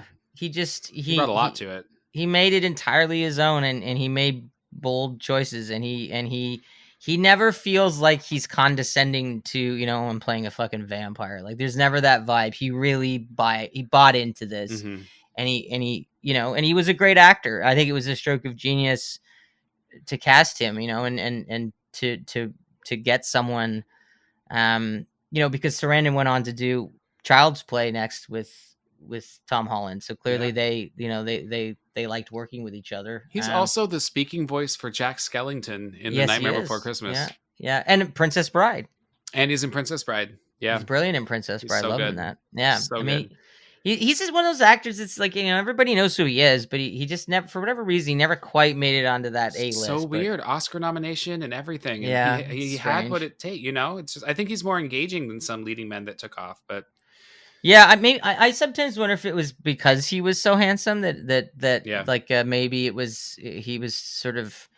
If you look at the guys that were big in the 70s, they tended to be a little bit more, Gene Hackman, Dustin Hoffman or Pacino. They were either tough looking or they were there was a quality to them that they weren't overtly handsome guys in that way. I mean, I've suffered the same fate with my career as Chris Sarandon in that I was too good looking to have it really. How do you kind of cope with that? How do you work with that? I'm turning to writing. And, I get you. Yeah, no. Well, it's a problem. It's a real curse. You might at some point get the chance to play maybe like a vampire then. I would actually love to. Honestly, I would love to make a career out of playing movie monsters for sure. What's your if you could play any monster, what monster would you want to be? Frankenstein's monster. Frankenstein's For sure. monster. I would love to. Oh my God. In a play or a film. I mean, werewolves are my favorite creatures for sure, but I think it's a lot of energy playing a werewolf. Well, and also I think like a lot of the time for actors who play werewolves, like when it turns to the werewolf part, it's no longer that actor. It's an animatronic or it's CG or it's a stuntman or whatever, right? Yeah. So no, I think Frankenstein's monster, it's just, he's complicated and beautiful and sad and just like me. I love De Niro's Frankenstein's monster. Man, I do too, and it shouldn't work, but it does. Yeah, it's such an underrated performance. De Niro is really wonderful in that. Branagh is he's a little too Abby for me in that role. He's very big in this role in a movie the movie is kind of contained as grand as it feels. I agree. He's not, like he's that not sequence bad. where his shirt is no, he's not bad by any stretch, but that scene where it's just like, look how hard I worked out. Like exactly. And I never have a problem with that. I mean, no, and that movie came as an answer, I think, to Coppola's Dracula. And the whole concept was they were going to do that whole series of the Mummy and all that stuff in that kind of vein. And Coppola produced that version of Frankenstein. And I love Coppola's Dracula. I just did an episode on it a couple weeks ago. Fucking masterpiece. Shy of Keanu Reeves' performance, where he's a somnambulist in that movie. He just fucking poor guy. I know. It's like at that stage in his career, it's like, okay, we're gonna put you in scenes with Gary Oldman and Anthony Hopkins. Right. Have at it. It wasn't fair. Oh no. They wanted Johnny Depp for the role, but he wasn't well known enough yet. He would have been better. Yeah. All right. Well, hey, I cannot thank you enough for coming onto my show. Let me tell my listeners where they can stalk you. Tell us when season 2 starts of Spill Your Guts. Tell us everything. Yeah, I mean, you could just like look up me, Kevin Lane. If I'm on Facebook, I'm on Instagram. I don't tweet, and I don't have like I'm actually not like, I'm working on my social media presence because I'm not really a social media person, but I promise I'm getting better at it. So you could just find me by searching. I think on Instagram it's, what is it? See, I don't even know this shit. What am I on Instagram? I'm KS Lane. Cool. Season 2 is coming soon. It will be launching in about 2 weeks. Got some kick-ass guests coming. We've got some big ones that I can't say yet, but we've got some biggies this season that I'm really excited for people to get to kind of enjoy our deep dives with. I think that expression is kind of becoming passé, but that's what it is. I mean, we really are getting into it with some of these guys, and we've got some super cool people coming up. Yeah, we have a longer season this season. We did 16 episodes, I believe, maybe 18. I can't remember now. In the first season, we have almost twice as many this season. Wow. We've already started planning season 3, so I'm pretty pumped. We did a bit of some changes with the show in terms of the branding and stuff. We have a new logo that we're launching with season 2 that I'm really excited about. That was done by the brilliant genre poster artist Matthew Tyrion. Wow. I'm excited for people to see. He did an incredible job. So you'll be able to find us on all the major, wherever you get your podcasts. And I'm looking forward to just getting back. The hiatus, we did our Christmas episode, and just like a few days before Christmas Eve, and then it was nice to have some downtime to sort of watch movies. Right. Between my work with film projects and then the podcast taking so much of the time now with the show, I have to watch movies that are pertaining to the guests I'm having on the show, so I rarely get to just pick what I want to watch. Yeah. So during the hiatus, I got to like sort of catch up on movies that were just movies I wanted to see, and I binged the shit out of like Interview with the Vampire, the series. So good. Oh my god, I loved it. It's brilliant. And I'm obsessed with The Last of Us right now. So fucking good. Oh my god. So I know you commented on this on social media on my post, but like I cried like a fucking baby on that third episode. Yeah, like I did too. I cry in movies, you know, the few tears kind of thing. I'm talking like ugly crying. Yeah, like didn't see it coming. So beautiful. So well handled. So just lovely. Handled with care and delicacy. 2 career best performances. Just give them the Emmys now. Let's be done with it. I mean, like, come on. It's one of those moments where, you know, you're watching a show, and I am a huge fan of the games, and the way that episode transpires is very different than how that happens in the games. And I was like, see, this is what you can do. And when you're adapting a game, I mean, this is clearly the best adaptation we've had yet of a video game to it. Yeah. And I think it's because Neil Druckmann, who created the games, is the guy who's writing the show. This is his world, and he knows it inside and out. And it's a world I never get tired of being in. But you know, there's a lot of great stuff out there right now. But it's part of the fun of doing Spill Your Guts is I get to look back at films that some people might have forgotten about, or films that, you know, like I had when I interviewed Dwight Little recently, and I love Halloween 4. I'm just huge fan of Halloween 4. And so getting to sit down with him and really unpack the making of that film, and you know, learning some of this, there's stuff that I learned from him that, you know, and I thought I knew everything about Halloween 4 because I've read everything you can read and watch everything you can watch about the making of that movie. And there was stuff that that I've never seen or else that Dwight talked about. And, you know, it's the fun of the show for me is, you know, I'm a guy who listens to audio commentaries and watches special features. And so when I get these guests on the show and I get to ask the questions that I want to ask, that's sort of somewhere exists between the stuff that you see and hear in commentaries or on special features or in convention panels and stuff. Yeah. You know, I don't think I'll ever get tired of doing that. So, but thank you. This was fun. I hope we could do this again soon. It's a real blast to just sit down and kind of go through the beats of you know, a great movie. I agree. It was great. Thank you for taking the time. Literally every time we sit down to talk, it becomes a 3-hour plus affair, but I can't have those kinds of conversations with a lot of people. So I appreciate your time and your enthusiasm, and anytime. Happy to have you back. In fact, I'm certain we'll be working together pretty soon on an upcoming project. There's something we've got in the works, isn't there? I'm excited for. Yeah. All right. Well, thank you again, and thank you, listeners. You can go and watch Fright Night. God damn it! I wish I could do that.